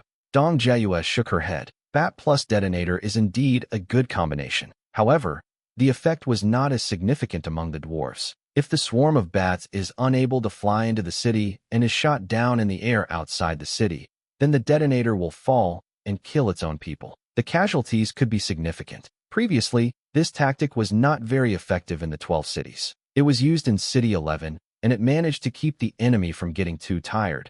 Then it successfully flew in under the cover of night. Seeing that Dong Jiayue refused, Rochuan had nothing more to say. At this moment, Amanda thought for a moment and said, we can send the dragon-type troop type directly into the city from high altitude to create some chaos and relieve the pressure outside. Before Dong Jiayue could speak, Spencer spoke first. The dwarves have strong anti-air defenses, so they can't get in at all. If they could fly in so easily, then taking this city wouldn't be difficult. Spencer is the zombie of the dragon race, and he was the one who led the way in to launch the surprise attack. He didn't want to take that risk. From high above, they pose little threat to you. Amanda said. It's difficult, but not impossible, Spencer replied. Dong Jiayue glanced at the two of them and said, no rush. It's only the first day. We can afford to wait it out. She didn't want Spencer to take any risks either. If Orange Hero died inside, she wouldn't be able to explain it to Fang Hao. Good, then let's continue the attack. I'll try to gather some more gold, Dong Jiayue said softly. Everyone nodded and went outside. The next day, early morning, the sounds of cannon fire and musket fire still filled the entire battlefield. The entire sky was covered by thick smoke. A pungent smell permeated the air. By morning, the skeletons below the city walls were piled up like mountains, and the dwarves feared that the enemy would use the corpses to climb city wall. This was the third time they had poured oil over the pile of bones to burn it all. But the stones that were thrown in still piled up into a fairly large hill. The highest point reached 7 or 8 meters high. Although this height was nothing compared to the towering city wall, the dwarves still began to reduce the number of stones they threw, to avoid further increasing the height below. Similarly, over the course of one night, the undead attacked city wall more than 10 times in various ways. Although the dwarves eventually cleared them out, it caused some casualties and damage to equipment. In addition, there was the attack from the dense array of archers outside. In one night, tens of thousands of people were injured and thousands died. Given the sheer size of the undead, this is already considered an excellent achievement. Any other enemy would have retreated after a prolonged siege if they couldn't capture the city. But the undead below wouldn't, because after last night's battle, there was no indication that the situation had changed at all. The undead army was still packed with people. Only their dwindling ammunition reminded them that the war was still ongoing. On the city wall, Frederick, clad in armor, rests one hand on the hilt of his sword. They shouted, victory will be ours. Our ancestors will bless Boffing Mountain. The great god of craftsmanship and forging will protect Grey Iron City, and His Majesty Rune will lead us to victory, defeating these damned undead. Long live His Majesty Rune. The dwarves will prevail. Long live His Majesty Rune. The dwarves will prevail. The dwarves raised their arms and shouted, their voices so loud they even surpassed the sound of cannon fire outside the city. They were all full of fighting spirit. Frederick nodded and continued, all right, now everyone take over from your companions on city wall and hold this city wall. All the dwarves immediately sprang into action, run up to city wall, and replace the soldier above. But upon stepping on a city wall, one sees the undead outside the city still unchanged. The passion and morale I felt just moments ago instantly turned into fear and helplessness. One day and one night, the city was filled with wounded soldiers, but the dead outside the city remained unchanged. Is there still hope? Quickly, get to your respective positions. Don't stand around. A urging voice came from the side. The soldiers numbly walked up city wall, replacing their remaining companions. He continued to operate the equipment and defend himself. The same morning, after a quick wash, Fang Hao was already sitting in the hall. Below him sat a goblin holding a cup of hot tea, his face beaming with smiles. Mr. Fang Hao, I apologize for my intrusion. I hope I haven't disturbed your sweet dreams, said the short goblin. This morning, while Fang Hao was still asleep, then I was woken up by a knock on the door. Moru sent a teleportation request, asking if he could come over. Fang Hao removed the foxtail from his body, and then remembered who Moru was. It was the goblin teller I knew from my Merchant Alliance post. Not yet knowing his purpose, they asked someone to allow him to come over. After washing up, I went downstairs and met the well-dressed goblin clerk. Not at all. I'm also very happy to meet Mr. Moru, Fang Hao said with a smile. He meant to say that it was an honor to have such a humble abode. Fearing that Moru might not understand, they switched to a simpler word. As long as it conveys the meaning, that's fine. Moru smiled and nodded, then cut to the chase without further pleasantries. Mr. Fang Hao, have you heard about the recent attack on Bafang Mountain by the undead? Fang Hao was slightly taken aback. Merchant Alliance is a neutral party. They will not participate in any power struggles, nor will they reveal any intelligence to any power. Everything was done from a neutral perspective, and it was done very well. The sudden mention of this matter forced him to begin speculating about Moru's intentions. Seeing Fang Hao's unfriendly gaze, Moru immediately explained, Mr. Fang Hao, please don't overthink it. Merchant Alliance remains absolutely neutral. We're just here to ask you about this matter privately. Fang Hao withdrew his gaze and said softly, I've also heard about this matter. I was planning to send troops to support Bafang Mountain, but unfortunately, things haven't been peaceful in the human territory lately, so I haven't had time to send troops yet. Support Bafang Mountain? Moru was slightly taken aback. They had assumed Fang Hao was attacking Bafang Mountain, but now it seemed Fang Hao was coming to Bafang Mountain's aid. What does this mean exactly? Yes, the Federation Council requested that all cities send troops to reinforce Bafang Mountain, but the recent cold weather and snow have delayed things, Fang Hao replied calmly. Moru glanced outside at the skeletons that kept walking by and thought to himself, I'd never believe you. If humans would let you join them, I could take down a troll with a single punch. Before Moru could speak, Fang Hao asked first, Mr. Moru, why bring this up? Is there something wrong at Bafang Mountain? Moru thought for a moment and decided to just say what happened directly. He put down his water glass and said, The dwarves of Grey Iron City have found the Merchant Alliance, hoping we can mediate. However, according to the information provided by the dwarves, we haven't found any concrete details, only a large number of undead, and the commander is a female transmigrators. Profound. Fang Hao immediately understood. Merchant Alliance deduced from these two pieces of information that the attack on the dwarves was related to Fang Hao. However, there is no conclusive evidence. Fang Hao's expression remained unchanged after hearing this. He shook his head and said, I don't know anything about Bafang Mountain. There are a lot of transmigrators, and I don't know all of them. Rune nodded. After thinking for a moment, he said, Alas, it's a pity. Rune wants to stop the war and is willing to provide some compensation. Hearing Moru's words, Fang Hao followed up by asking, Dwarves are very rich. Their compensation must be very generous, right? Moru slapped his thigh. That's no small sum. Otherwise, we wouldn't have been able to get the Merchant Alliance to mediate. Mr. Fang Hao, would you like to hear about it?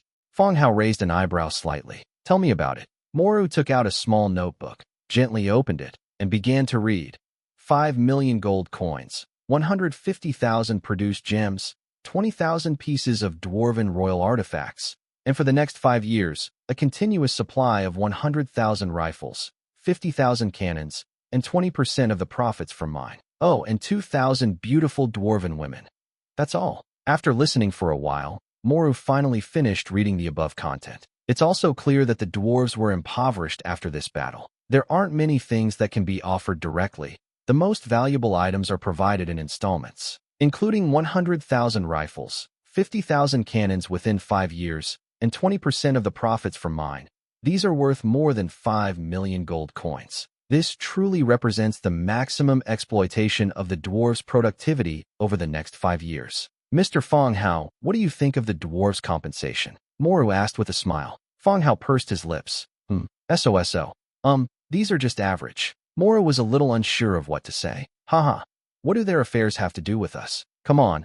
I'll take you to see our newly built factory. Maybe Merchant Alliance can sell our products in the future, and business will definitely be booming. Fang Hao laughed and pulled Moru outside. Moru reluctantly followed them outside. It seems that the conditions offered by the dwarves did not meet Fang Hao's requirements. There's nothing they can do about this. Moru followed Fang Hao out of the room, boarded the four-legged giant lizard that resembled a giant monster, and headed west. These are 2 orc villages. Rabbit people and fox people, dressed in thick, warm fur coats, are busy at work. What is this? Moru looked around curiously and asked softly. Cosmetics, have you heard of them? They're for women.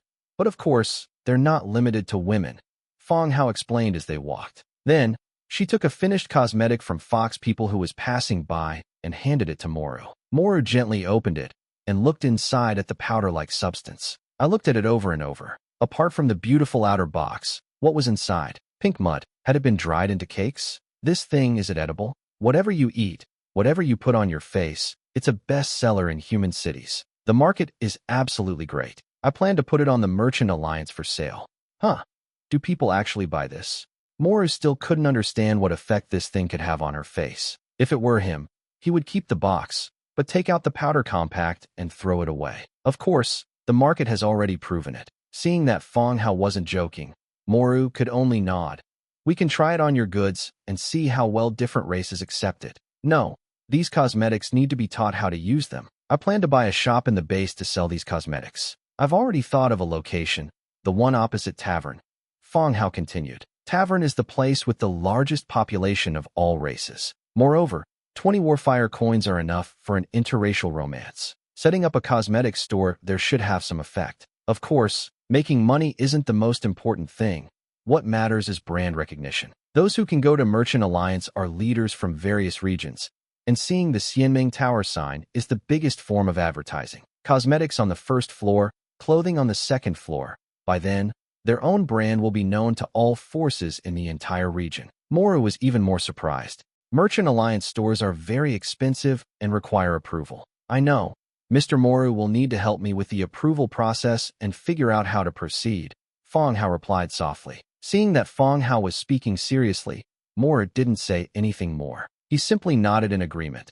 Okay, I'll take care of the approval for you. As for the price, we'll need to see what the higher-ups say. Haha, no problem. Fang Hao laughed and took Moru on a long tour of the village before returning to the city in the giant lizard. The two returned to the city, had lunch together, and then saw Moru off. The goblin clerk kept praising how delicious the food was at Fang Hao's. If I opened a restaurant near the base, I'd definitely make more money than that lousy cosmetics business. Fang Hao simply smiled and didn't say anything more. The food is delicious because Air is skilled in cooking, and his chef attribute makes the food taste good. He didn't want to send Air out just to earn such a small amount of money. As the first person to be with me, it's understandable that they're busy at home. Cosmetics are different. They are produced in factories and then shipped directly to various stores for sale. Moreover, the sales power of cosmetics is much stronger than Moru imagined. The ladies and socialites of Silverwing City have already proven this idea. Moru has left. Fang Hao returned to Lord's Manor.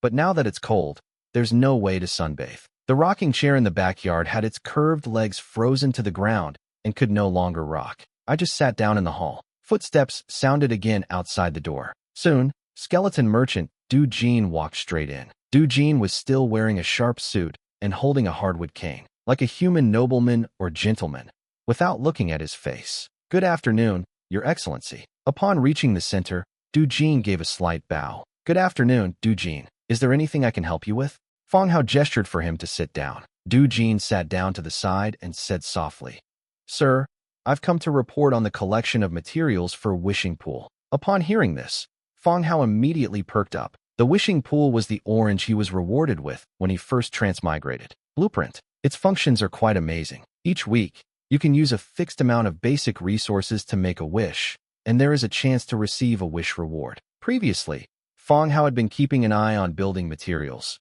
but when he went to Silverwing City, he handed the task over to Du Jin. Any news? Fang Hao asked immediately. Du Jin replied, Sir, during this period of collection, we have collected 12 coral crystals, 8 ocean tier corals, but we have not yet collected any breeze white coral or morning blue coral. Fang Hao's hopes vanished instantly. It seems that corals are really not easy to collect. You can't even buy it from Merchant Alliance. But there's nothing we can do about it. Skeleton soldiers are tireless and never slack off, so we can't blame them. Well, there's nothing we can do about it. We'll just have to be more careful in the future, Fang Hao said. Du Jin nodded. Let's move on to the second thing. My lord, the second matter is that the potion that Bachelor Nielsen asked me to have made by an alchemist at the Merchant Alliance is now complete. I'm bringing it to you now. The alchemist said that there will be a strong stinging sensation when taking the potion, but soaking it in cool water can effectively relieve some of the pain. After saying that, he carefully took out a bottle of dark red potion from his pocket and respectfully presented it to Fang Hao. The liquid inside the medicine bottle was a bewitching red, shimmering slightly, as if it were emitting a faint glow. Fang Hao frowned as he took it. Dragon Potion, Orange. Category, Alchemy Potions. Effect, strengthens the user, granting them physical attributes comparable to those of dragons. Description, a potion made from pure dragon blood. Drinking it will grant power that surpasses the limits of one's race. Fang Hao remembered, this is a potion made using Spencer's blood. Spencer was a fire dragon. After being captured by Fang Hao, he was skinned and bled alive by Nielsen. His body was transformed into the zombie he is today, and his blood was used by alchemists from the Merchant Alliance to create potions. He is also looking for someone to make dragon scale armor from his dragon scales. They really know how to manage their money. They've made the most of everything they have. Fang Hao carefully placed the dragon potion aside and said with a smile, Okay, Du Jin, you've worked hard. I'm planning to replan the residential areas soon. I'll see what skeleton merchants' needs are, make a list, and give it to me. Thank you, sir. Du Jin did not refuse, but simply bowed and expressed his gratitude. Has anything changed with the dwarves lately? Fang Hao continued to ask. Du Jin replied, The dwarves have increased their orders for gunpowder, iron ore, food, and armor, and we are no longer accepting their orders. The territory is at war with the dwarves, and several important people know about it. Du Jin ceased cooperation with the dwarves long ago, and all trade dealings stopped. No matter how much money they offer, even with ample stock in the warehouse, they will not sell to the dwarves. Okay, let's keep an eye on the materials for the wishing pool. Yes, sir. Then I shall take my leave. Du Jin stood up. Fang Hao nodded, and Du Jin also left hall. Holding the dragon potion in his hand, he wondered what effects the potion would have. After thinking about it, I decided not to take it at this time. He had experienced the effects of the body-altering drugs firsthand, and those feelings were not pleasant. At that time, they were using only the basic mana potion. So what about dragon potion now? There aren't many people here now. Aaron Jia and the others have gone outside to train. Who knows what might happen to you while you're in your room? I had some free time after I stopped paying attention to dragon potion. Open the Lord's book and view the chat content in the regional channel. As always, courtship, buying and selling equipment and resources. However, the best-selling items on the channel now are no longer weapons armor, but rather warm clothing. And those furs that weren't worth much before have now seen their prices more than double. Not to mention ready-made warm fur coats. Fang Hao sighed. Thanks to the efforts of all tailors, has a large number of fur-lined short robes and fur-lined long pants. However, he did not sell it in the group. First, he must ensure the needs of transmigrators and subordinate cities within his territory. Only then will he sell any surplus within the channel. In addition to purchasing warm clothing, more and more transmigrators alliances are emerging. Actually, alliance tokens aren't exactly rare items. They can be purchased from some merchants or in merchant alliance stores. The establishment of the alliance brought players together to support each other. Of course, there must also be traders like Li Junhu who use the alliance as an excuse to lure transmigrators over and then sell them to the indigenous people. There must be more than one person like this. Fang Hao was watching the excitement when a message suddenly popped up. I'm looking for information about the Undead north of Pearl City, as well as information about Boffing Mountain. I have transmigrators there. You can bring the information to me for private messages. If the information is useful, the price starts at 100 Warfire coins, with no upper limit. Pearl City? Where is that? Never heard of it. Is intelligence that valuable? What happened to Boffing Mountain? My friend used to live there. I heard it's dwarf territory. Messages kept popping up, all asking where these two locations were. But the other party did not reply. Perhaps someone is already selling him information. Fang Hao frowned as well and clicked on his personal information. Chao Jingji. I don't seem to have any memory of this person. Fang Hao thought about it and contacted Fu Lei, sending him a screenshot. Shortly after, Fu Lei sent his reply. Boss. All I said was that there were undead activities north of Pearl City, and he gave me 100 Warfire coins. Then he told me to keep investigating, and he would pay me more money. That's a big investment. They just said one sentence, without even a picture, and then gave me 100 coins. That person is definitely not short of money. Fang Hao replied. Do you know his identity? Fu Lei replied. I don't know. I only know that he's near Silverwing City, gathering intelligence for his boss. He won't say anything more. Silverwing City. There weren't many people over there who had a grudge against him. Just a handful. Who is it? Keep in touch with him. Occasionally reveal some unimportant information, and it would be best to find out who he is. Okay, boss, I understand. The two ended their chat. Fang Hao continued scrolling through the chat, wondering who was investigating him. Dusk. The group of maids, exhausted, returned to their lodgings. Only Jia, still full of energy, strode in with Red General on his shoulders. And then there's Air and Xiaobai. He looked rather disheveled. Air's ears drooped down, and Xiaobai also lowered its head. Now, Xiaobai is starting to regret going back to his territory to hibernate at this time. The two slumped onto the chairs, utterly despondent. How have things been going these past few days? Fang Hao asked Jia, who was standing nearby, when he saw them looking like this. While feeding the parrots, Jia said, it's not that easy. Their foundation is too weak. They should have started training from a young age. Fang Hao checked the ranks of the two people. Rabbit Folk Warrior, Tier 5. Fox People Race Warrior, Tier 3. Air and Xiaobai both took stamina potions, so they were automatically classified as warriors. Air has been promoted to the 5th rank, and Xiaobai has reached the 3rd rank. It can be considered that there have been some results. And Jia, have someone prepare a bucket of cold water. I'm going to take a medicine later, and you stay and watch over me. Fang Hao said to Jia. Okay.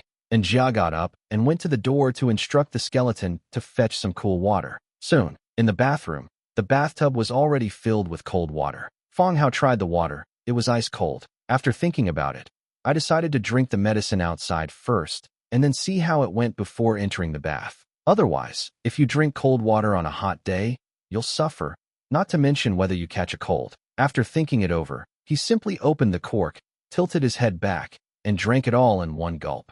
The dark red potion was swallowed. It had a fishy, sweet, and strange smell that made me want to vomit. As he got closer, he felt his whole body start to heat up, his skin turn red, and smoke begin to emanate from his body. It looks like it just came out of the pan, freshly baked. The fever persisted, and a piercing pain shot through the muscles and bones, as if countless fine needles were repeatedly piercing through every inch of skin and muscle. Fang Hao's forehead instantly bulged with veins, and before he could even take off his clothes, he plunged directly into the bathtub. Sizzle! A sound like a branding iron being placed into water rang out, and a large plume of steam rose again above the bathtub. The stinging sensation on Fang Hao's body seemed to have been somewhat relieved. At least the situation has not worsened. Fang Hao's series of reactions startled Jia, who was standing nearby. He rushed over immediately, parted the fog, and anxiously asked, Fang Hao, how are you? Fang Hao was completely submerged in the water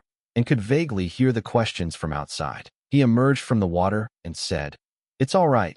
Have someone refill it with cold water. After saying that, he took another deep breath and plunged his head down. Oh, okay. And Jia immediately ran out, summoned a bunch of skeletons, and began to transport cold water into the bathroom. Buckets of cold water were brought in and poured into the bathtubs. However, the bathtub remained at a consistently high temperature, with steam constantly rising from it. Fang Hao would occasionally surface from underwater, take a few deep breaths, and then dive back down. Time passed second by second. Outside Lord's Manor, maids and earth spirits had already gathered. At first, everyone thought Lord's Manor was on fire, and they all ran over with buckets of water, only to find that it wasn't a fire, but water vapor. What happened in here? I don't know.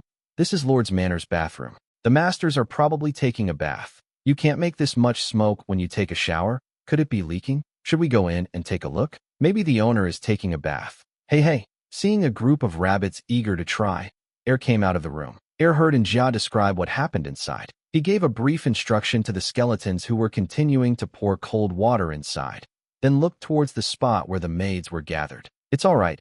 Master is researching magic. Everyone, disperse and go about your business, Air said loudly. Hey Air, what's Master researching? Why don't we move some water in there and send the skeletons to patrol? A rabbit girl immediately suggested, her eyes glancing towards the bathroom. Air pinched her waist. Go away, don't cause trouble. Hee. The rabbit girls immediately dispersed, but continued to whisper among themselves. It took almost an hour. The steam in the bathroom gradually thinned out and eventually dissipated. Fang Hao emerged from the water. He said to the skeleton who was about to pour in cold water, Stop.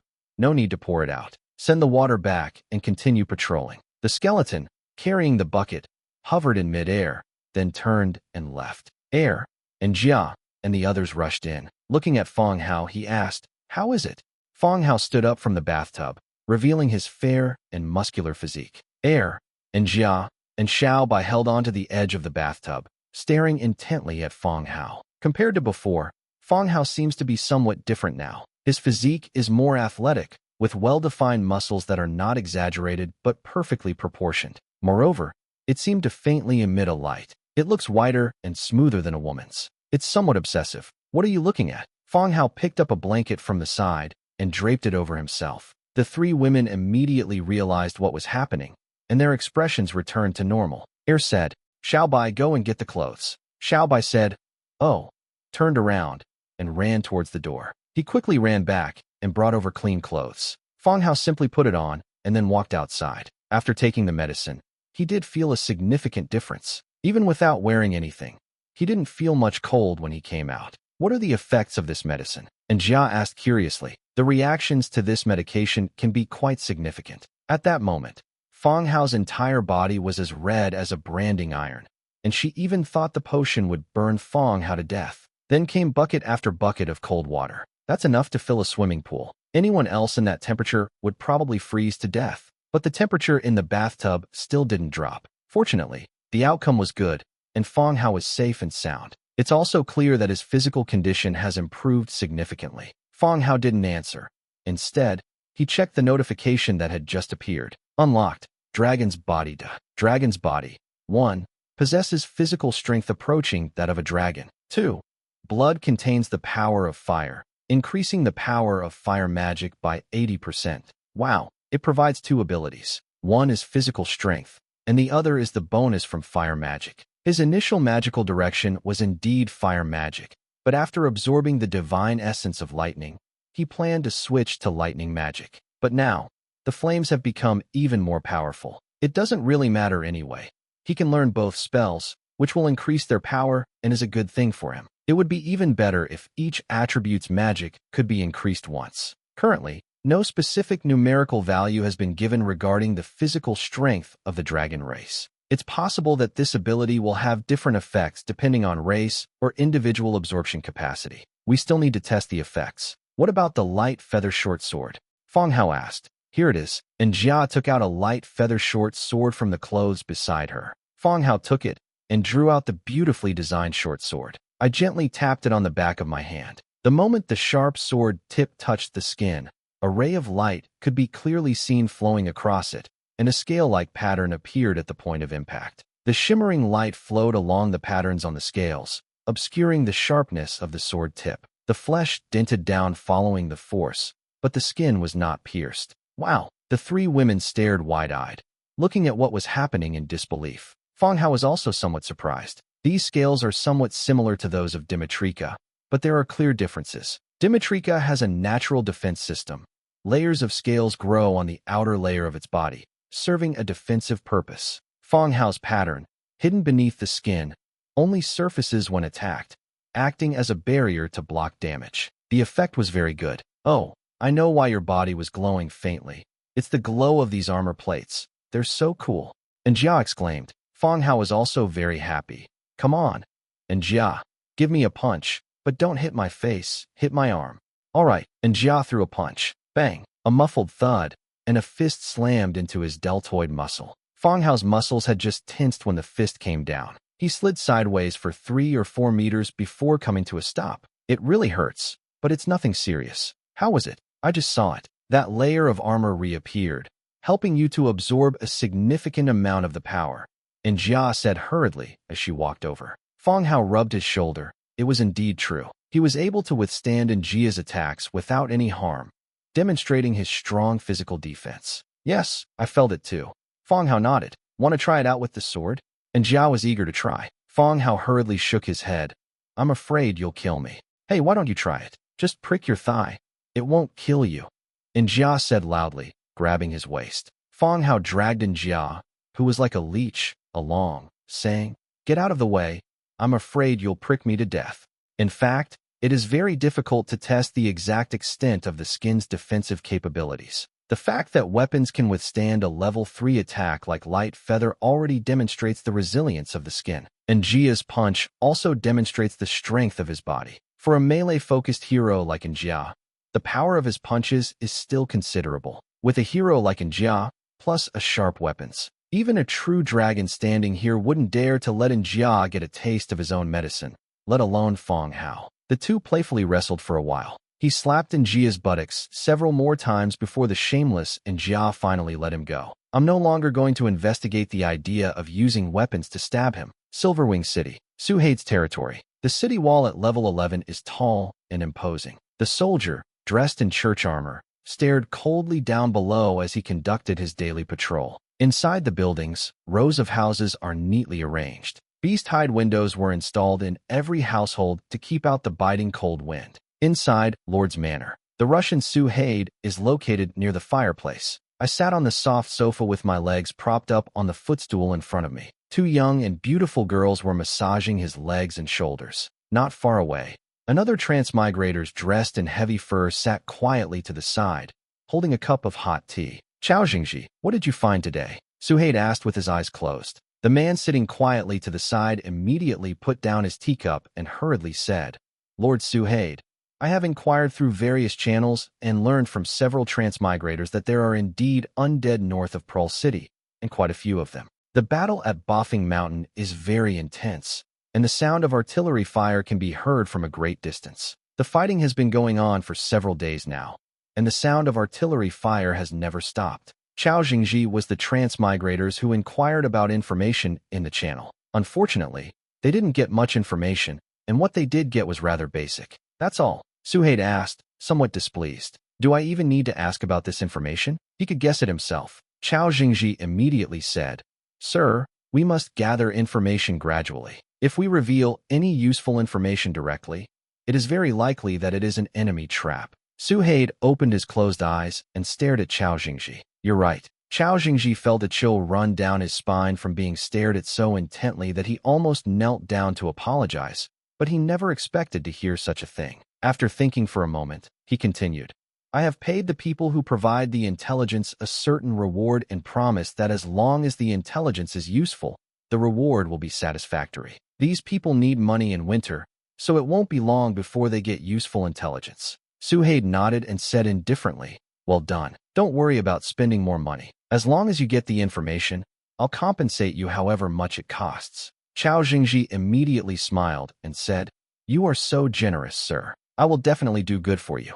Both are transmigrators, but Suhade prefers to be addressed as Master rather than as Boss or Big Boss in the channel. He feels that no title like Master truly represents his status. By the way, do you know about Li Rong's territory? Suhade continued. Li Rong, the proprietress of Xianming Tower. Li Rong is more famous than Suhade in Silverwing City. However, her status was far inferior to Suhade's. One was a shop owner's wife, who was well supported by the city's transmigrators, while the other was a church saint. With the church as her backer, she held an extremely high status. Yes, send some people to check on her, Suhade said. Chao Jingji frowned. Have a look. Seeing that the other person didn't understand, Suhade said bluntly, She's very close to my enemy.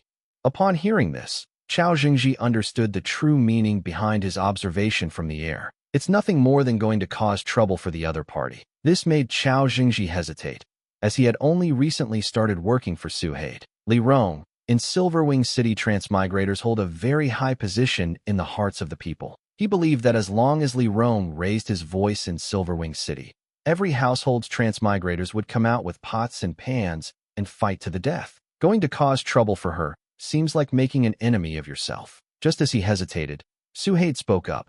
Are you scared? He has gained a lot of benefits from Suhaid. If he says he's afraid or wants to quit now, he probably won't even be able to leave the house. No, it's just that bullying a woman is a bit dishonorable, Chao Jingji said. It was also a reminder to Suhaid that it wouldn't look good if word got out that he, with his status, was bullying women. Suhaid sneered. Go ahead and do it. Just remind her. Chao Jingji had no choice but to nod in agreement. Understood, sir. I'll take care of it in the next couple of days. Okay, go ahead. Let me know if there's any news. Yes, then I'll head back now. Suhaid nodded, and Chao Jingji slowly left the room. Once he went outside, a cool breeze blew by, which made him breathe a sigh of relief. I don't know if getting involved in this is a good thing or a bad thing. Gray Iron City. Inside the royal palace, Rune's attire was not refined, and the crown on his head was slightly crooked. He still held the scepter in his hand, but kept switching hands while wiping the sweat from his palms. Below, a minister spoke up. Your Majesty, a message has arrived from the Merchant Alliance. Rune nodded. What do you mean? The minister's face was very unpleasant, and he hesitated, looking as if he wanted to say something but couldn't. Rune struck his scepter heavily, and only then did the minister speak. Merchant Alliance said they have contacted all forces related to the undead, and the dwarves' prices have been quoted, but they still haven't received any response. After a slight pause, the minister continued. The Merchant Alliance said they did their best and were unable to intervene in this matter. After the minister finished speaking, the entire room fell silent instantly. Even Merchant Alliance couldn't mediate. Their last hope was gone. Rune, sitting on the throne, also turned pale. Is Gray Iron City going to be destroyed in his hands? He's only been in this position for a few months. What? They won't accept our compensation? Rune asked hurriedly. None of the people below answered. At this point, things are already quite clear. Merchant Alliance must already know which faction the undead belong to. Otherwise, they wouldn't have said that the other party wouldn't accept compensation. The undead clearly have the upper hand. So how could the enemy possibly end the war so easily? Seeing that no one spoke, Rune suppressed his anxiety and continued. Is there any other way to solve this? Countless soldiers are dying in this war every day. Can anyone tell me how to end it?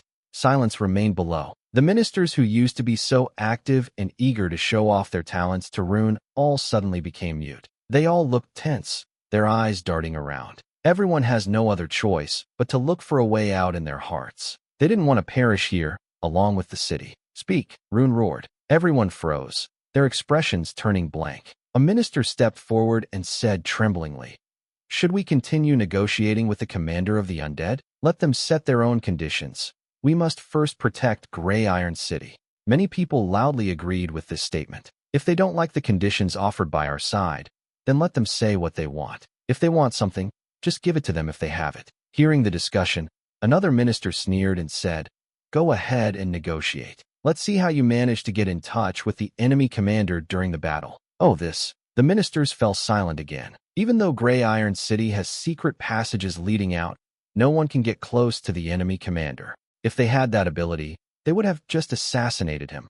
What's the point of talking about a trial? Are there any other options? Rune continued to ask. The minister who had just refuted him stepped forward and said, Your Majesty, if negotiations fail, why not take a gamble? I've heard that Faceless One's hut provides assassination missions. He didn't continue, but everyone understood what he meant. Faceless One's hut is something that cities both need and reject. The need is to gather intelligence, while the reluctance stems from the fear of leaking one's own information. Many cities have begun clearing Faceless Ones, and Gray Iron City is no exception, but it doesn't seem to be completely cleared yet. Rune hesitated for a moment. The Faceless Ones in the city have been cleared out. Your Majesty need not worry about that. I know a friend who can contact Faceless Ones. It's up to your Majesty to decide whether to consider it or not. The minister spoke carefully, his gaze fixed on the high and mighty Rune. Everyone sensed that something was wrong with the minister. This state, this tone, you're the Faceless One we can contact. Rune's eyes darted around, and he snorted coldly. Humph. Faceless Ones are the common enemy of all races, just as hateful as the undead. There's no need to mention this matter again. I will never ask them for help. The minister remained silent after being reprimanded and stepped aside. The others also said a few words. They basically used the same few tricks over and over again.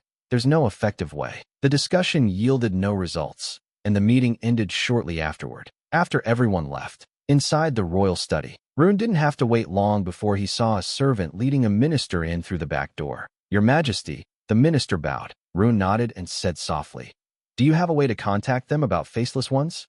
The minister did not hide anything. "Yes." Rune took a deep breath and continued, "How much money would it cost to assassinate the enemy commander? We've used up all our money on supplies, and we don't have much left."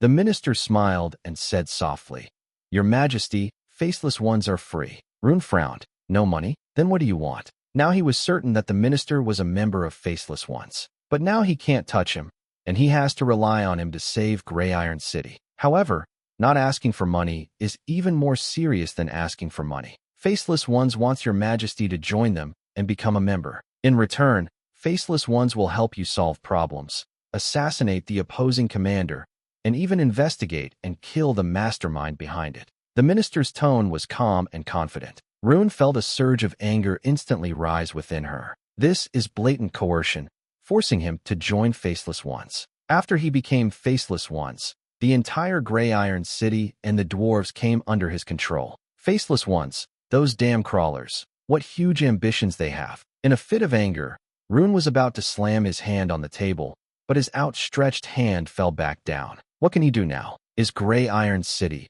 overrun by the undead, any better than joining Faceless Ones? At least with Faceless Ones, there's still room for negotiation, but with the undead, they'll relentlessly pursue you until the very end. There was a long silence. As the sun sets, Nightstone illuminates the room. Rune remained silent, while the minister waited quietly to the side. 2 or 3 hours passed. Rune finally sighed, like a deflated balloon, his previous energy gone. His tone was also visibly weary. "I can agree to your terms, but our deal will only be finalized after we kill the enemy commander." The minister smiled. "Of course, Your Majesty. But before we take action, we can sign a contract first." After saying that, he took out a scroll from his pocket. Rune's pupils constricted slightly. He was all prepared. Faceless Ones had planned everything. Yet he, a king, had become the most powerless of all. The contract was simple. After killing the commander of the undead, Rune would become a member of the Faceless Ones. Rune picked up a pen and signed his name on it. Once the contract is fulfilled, they vanish instantly. Rune continued, "All right, I hope to see results in the next couple of days. You don't want to die in the city, do you?" The minister nodded. "Of course, the higher-ups will arrange for people to handle this matter."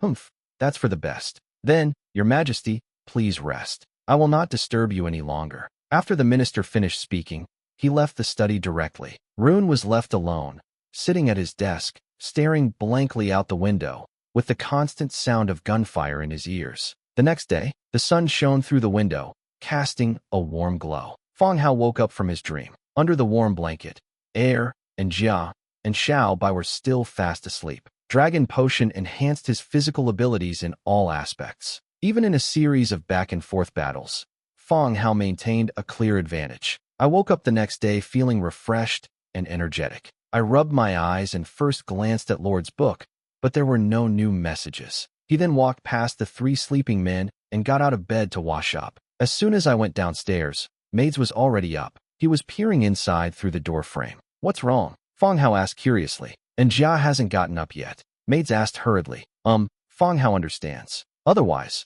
and Jia would have gotten up and started training with them right now. Fang Hao thought for a moment and said, "You guys can rest this morning and continue training this afternoon." "Yay," someone cheered. She had barely opened her mouth when a maid covered her mouth and hurriedly said, "Shut up. What if you waken Jiao up?" Yes, hurry up and get out of here."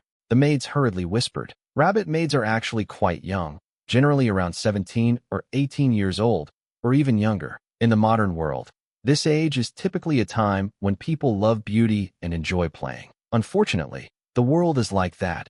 Reality forces you to mature. Fang Hao stopped them and said, "How about this? Whoever can advance to the 8th rank will be rewarded with 100 gold coins, 50 beautiful clothes, and a box of cosmetics. Whoever can advance to the hero rank will have their own building, their own hot spring, and a sufficient monthly salary. They can buy whatever they want in the city." Wow. Maids opened his mouth wide. They even give rewards for training. Really? Of course it's true, but there's a time limit. It's within a year. If you reach the goal after a year, there will be no reward. Fang Hao said immediately, "What about us, master? Can we do it too?" The fox girl beside her asked hurriedly. Of course, once this message is spread, and those who reach the level of heroes will be allowed to go into the city to play every week.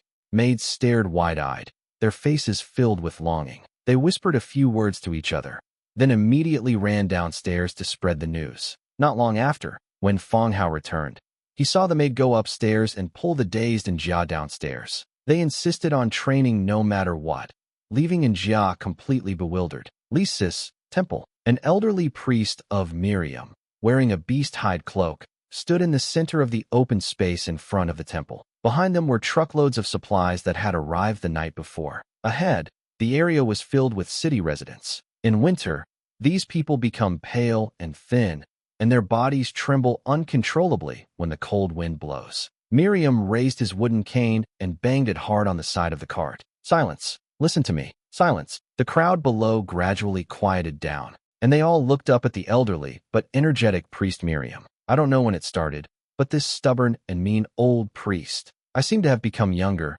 and my condition has improved a lot. Wait until everyone quiets down. Miriam then spoke loudly. Every winter is a test for humanity. Cold and hunger can take away our loved ones, friends, and even ourselves, and most people are powerless to stop it. The people below all lowered their heads. Those who have gotten up so early and gathered at the temple are not the city's nobles. These people, suffering from cold and hunger, sought help from the temple. But winter is long, and they know that people like them often find it difficult to get through it. Miriam continued, to help everyone get through this winter, the great city lord has posted many jobs in the city, recruiting militia for city construction. As long as you don't slack off, you can get 2 meals a day and a salary.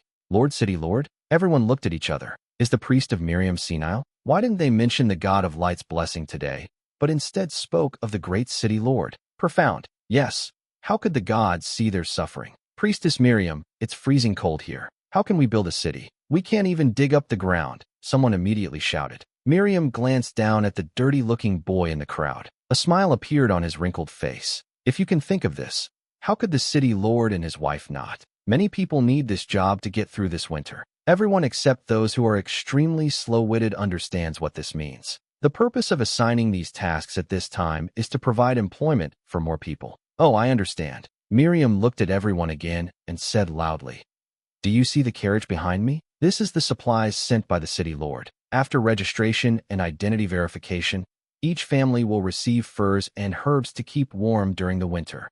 Really? You can get it for free. The more Miriam spoke, the less people believed him. Whether it's God of Light or the nobles in the city, who cares about the lives of those below them? This year has already been quite good. No bandits were found in the nearby villages. Otherwise, there would have been rows of shacks outside the city by now. Frozen corpses can be seen everywhere along the roadside. Not only did no bandits appear this year, but the new Lord of Lisis even sent supplies. This is too fake. Miriam wasn't angry. She calmly said, "The city lord is kind-hearted and can't bear to see everyone suffer. All right, line up to register, receive your supplies, and then go to the temple to thank the city lord's statue before you can go home. Stop crowding here." The residents immediately formed a long, thin queue. They began to collect their winter supplies in an orderly manner. Then they entered the temple, knelt down to thank the statue of the city lord, and left the temple together. Apart from a few people who were caught queuing up in complicated queues, everything went smoothly for everyone else. Everyone was saying how good the city lord was, unlike other nobles. The same thing happens in all the temples of subordinate city. They distributed furs and herbs to those who were struggling to survive the winter, asking for nothing in return but to kneel and thank the statues in the temple. Whether human, orc, or even a tough-skinned troll, no one would refuse free items. It's nothing more than kneeling down and kowtowing. Boffing Mountain. Late at night, the deafening artillery fire continued, and the earth trembled incessantly. The occasional bursts of firelight illuminated a figure running swiftly. She was dressed in black, and a black mask covered her face, leaving only her purple eyes visible. Like the dark elf, she would disappear into the darkness whenever she stopped. Skeleton soldiers, who were passing by, were completely unaware. She moved swiftly through the darkness, We stopped in front of a tent stitched together by the beast hide. Hidden in the darkness, they silently observed the scene ahead. Around the tent stood the spirit-binding guard, glowing with green fire. Such intelligent undead could very well discover her whereabouts. But it's not a big problem. The shadow assassin flickered and disappeared back into the darkness. Bang, bang. Using the sound of distant artillery fire, she smashed the heads of 2 skeletons. The soul fire quickly went out. Immediately afterwards, a second burst of artillery fire wiped out 2 more guards. This left the tent completely defenseless. The shadow assassin smirked, pulled up a corner of the tent, and slipped inside. Avoiding the trap set up around them, they quietly entered the tent. He pulled out a serrated dagger from his waist. He stabbed the person sleeping soundly in bed. Puff! The sound of the blade piercing flesh rang out as it reached the hilt. The shadow assassin dared not hesitate. He suddenly pulled out the dagger, just as he was about to stab a few more times. But a question arose in my mind. Why is the person on the bed not bleeding or struggling at all? The serrations on the dagger should have drawn out the blood from the drum, but there wasn't a single drop. Just as she was hesitating, a sudden, intense, and dangerous feeling washed over me. Looking down, he saw a ring of fire emanating from the body of the person lying on the bed. Call! The fire was raging. The assassin turned to run away, but it was too late. The flames instantly sent her flying, and the fire spread along her body. The shadow assassin scrambled to his feet, pulled a bottle of powder from his pocket, and sprinkled it on himself. The flames died down quickly, but large burns remained on the skin. In the firelight, she could also see the person on the bed, a shriveled monster. No, to be precise, they are the dead. No wonder the opponent didn't react at all after that slash. A commotion arose from all around, and a large group of people carrying torches approached. The shadow assassin didn't delay. He immediately pulled out a scroll and prepared to escape. The magic circle spread out beneath their feet. At the same time, fireballs, bullets, and golden liquid shot towards us. There isn't enough time. The shadow assassin interrupted the magic circle, dodging the incoming attack. He turned around and immediately leaped high to the side. As she moved further away from the firelight, her figure began to blur, and she was about to disappear into the darkness. But at that moment, the fleeing assassin's expression suddenly changed. Looking down, she saw a golden liquid entangling at her ankle. The next second, the golden liquid spread across her entire body at an alarming speed. Thump! A muffled thud. The assassin descended from the air, his head and below completely encased in gold. It resembled a golden coffin. A golden coffin with its head sticking out. Bang! After the golden coffin landed, it collapsed immediately. The assassin lay face down, coughing up a mouthful of blood. Only then did Dong Jiayue and the others approach. The dwarves are still not giving up. Amanda's request was to disrupt everyone's living arrangements. With her extensive experience in commanding troops, she had long suspected that the dwarves, having no other options, might resort to assassination. The heroes may not be afraid, but Dong Jiayue is in great danger. Therefore, Spencer was assigned to the main tent where Dong Jiayue lived, while Dong Jiayue was transferred to a regular tent in the distance. Even if the enemy knew that Dong Jiayue lived in an ordinary tent, it would be difficult to find out which one she was staying in among a row of tents. Looking at the wound on Spencer's back, Dong Jiayue couldn't help but swallow. That's too dangerous. If I were to stab myself, the whole village would probably be thrown into a frenzy. Assassinating a commander is a common tactic, but Dong Jiayue, you don't need to worry, you're safe. Amanda then slowly walked over. Dong Jiayue forced a smile. I thought to myself, I don't feel safe. Orange Hero got stabbed. I'm a little scared. What do we do next? Should we interrogate him? Dong Jiayue looked at the assassin on the ground, who was covered in gold nuggets. Shadow Assassin, Morse, Purple Tier 3 Hero. What a hero. Still a hero of purple. No wonder they were able to enter the camp silently and stab Orange Hero. Amanda replied, a killer hired by the dwarves. There's nothing to interrogate. Forehead. So what do we do now? Dong Jiayue continued to ask. You can kill them, turn their bodies into undead to continue enslaving them, and put their souls into the spirit-binding tower to be devoured by other wronged spirits. Amanda's tone remained calm. The imprisoned Shadow Spike suddenly shuddered. He was clearly frightened by that statement. Dong Jiayue nodded and reached out to have his head chopped off, but Amanda stopped him. Instead, he continued, it seems you're afraid of death too. If you don't want to become an undead, I can give you a chance. The Shadow Spikes, lying upside down on the ground, knew they were being spoken to. He asked in a deep voice, "What opportunity? I have a contract with me, so I can't say anything." Amanda said, "Go to Gray Iron City and kill Rune." "Are you insane? Killing my employer? I'll be killed when I get back." Shadow Assassin roared. Amanda lightly tapped her scepter, and the fallen gold nugget, along with the assassin, stood upright. "If you disagree, you will die right now. Moreover, I can promise you that if you come back after you succeed, I will help you break the contract on you and work for us from now on." "You?" Shadow Assassin sneered. "What's the difference? The dead and demons, it doesn't matter who they work for, they're all the same." Amanda said, "Our leader is human, so you can have a great deal of freedom and resources. How about it?" Shadow Assassin pondered for a moment, then said helplessly, "Do I have a choice? Okay. Rune.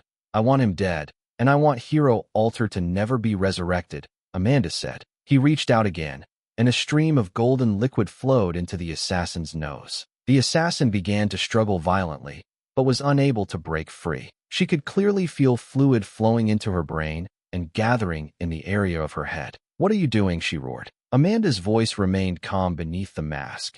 "If Rune doesn't die within 12 hours, the fluid in your brain will turn into a hedgehog and pierce your skull." Are you a devil?"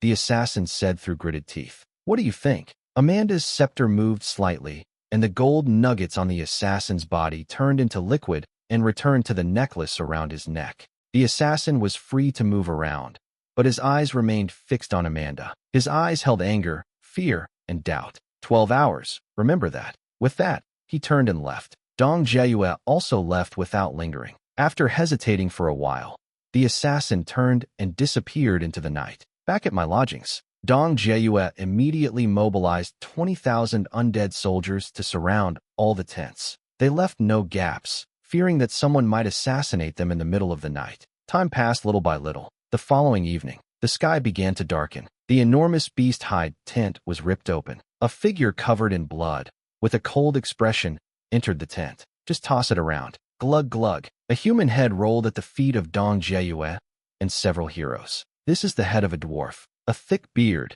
and eyes that never closed in death. This is Rune. Get that thing out of my head." Shadow Spike stared straight ahead at Amanda. Amanda didn't answer her, but instead glanced at Dong Jieyue. The latter nodded and called out, "Summon Commander Belega." Shortly after, footsteps could be heard outside the door. The somewhat disheveled-looking dwarf, Belega, strode in. "As soon as I entered the tent, my eyes fell on the human head on the ground," Dong Jieyue said. "Belega, look who he is." Belega frowned and looked down. He had just picked it up when he saw the face clearly. His expression suddenly changed, and he took several steps back. "Rune." Belega's eyes were filled with disbelief. "Are you sure it's Rune? Look carefully." Belega picked up the head and examined it carefully several more times. They even managed to spot the disguise. He finally nodded. It was Rune. How did he die?" The shadow spikes beside him were still bleeding profusely from their abdomen and chest. He sneered, "Of course he's dead. Besides, I destroyed the dwarf's altar, so he can't be resurrected. According to the agreement, you can take that thing out of my head now." He ignored her inside the room. Dong Jieyue stood up abruptly and said loudly, "The dwarves are leaderless. It's time for a full-scale attack. Everyone prepare. We will launch the full-scale attack in half an hour and take Gray Iron City." "Yes." Splash. After saying that, everyone got up and walked outside. Amanda stayed at the very back, watching Shadow Assassin, who was extremely weak due to blood loss. With a wave of his hand, the golden liquid transformed back into a golden metal block, enveloping her. Then, a thin golden thread flowed out of her nasal cavity. "All right, you can stay here for now. Once this is over, the contract binding you will be lifted." "You."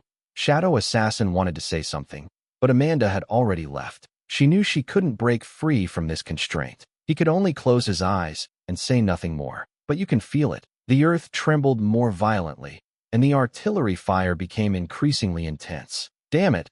Why am I so unlucky?" Gray Iron City. Chaos reigned within the palace. The assassination of His Majesty Rune immediately shocked the dwarven leadership. The already divided political parties instantly found an opportunity to retaliate and take responsibility. They all produced evidence to prove that the other party was the murderer of the king, a pledge of allegiance used to collude with the dead. The king's personal guards were all forced into dungeon, and the palace was taken over by a new army. The hall was filled with insults, accusations, and a brawl between several dwarfs. The royal palace was like a marketplace. Just then, hurried footsteps sounded from the outside, and a dwarf scrambled in. Upon seeing this scene, he immediately spoke. News has just come from the ancestral square that the altar is not functioning and His Majesty Rune cannot be resurrected for the time being.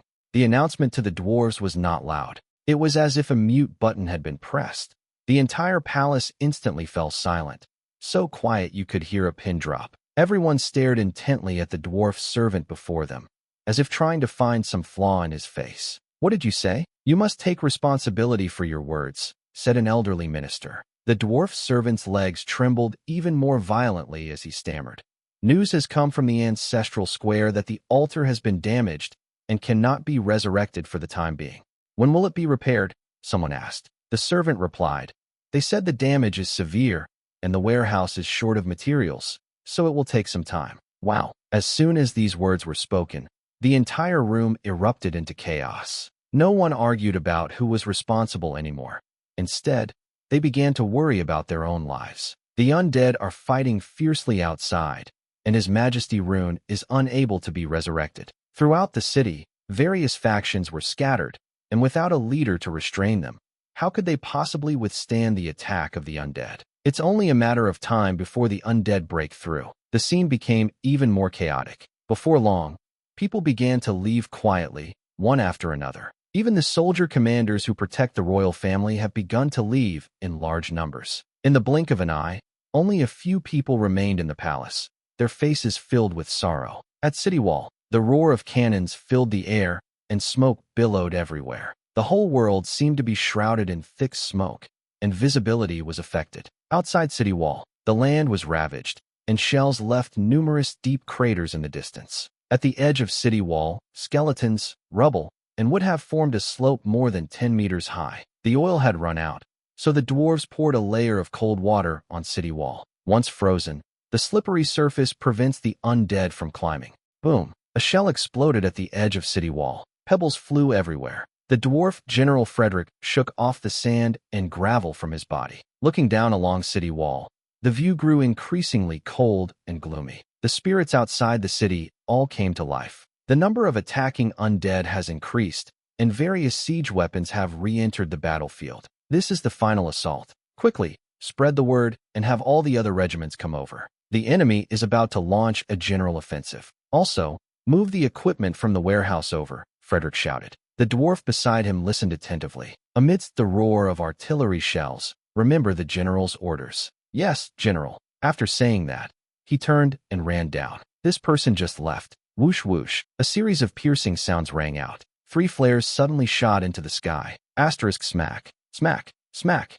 Asterisk. The flares exploded in the air, instantly dispersing the thick fog overhead, and the orange light illuminated the night sky. Air units, attack. Above the mist, a bone dragon flew swiftly towards them, its body swarming with countless skeletal bats. Crackle. Bullets and anti-aircraft crossbow bolts were fired into the air. A dense hail of bullets descended from above, like a large net. Instantly, the skeleton bat's corpse fell from the sky. The skeleton bats immediately took flight. Splash! Like a dark cloud rushing down from the sky, it crashed down on City Wall below. The scene was incredibly shocking. Frederick's face turned deathly pale. The undead had gone mad and were attacking recklessly. A swarm of bats swarmed into City Wall and began to devour their own soldiers. The bone dragon in the sky can begin to circle, ready to unleash the dragon breath at any moment. Hold on.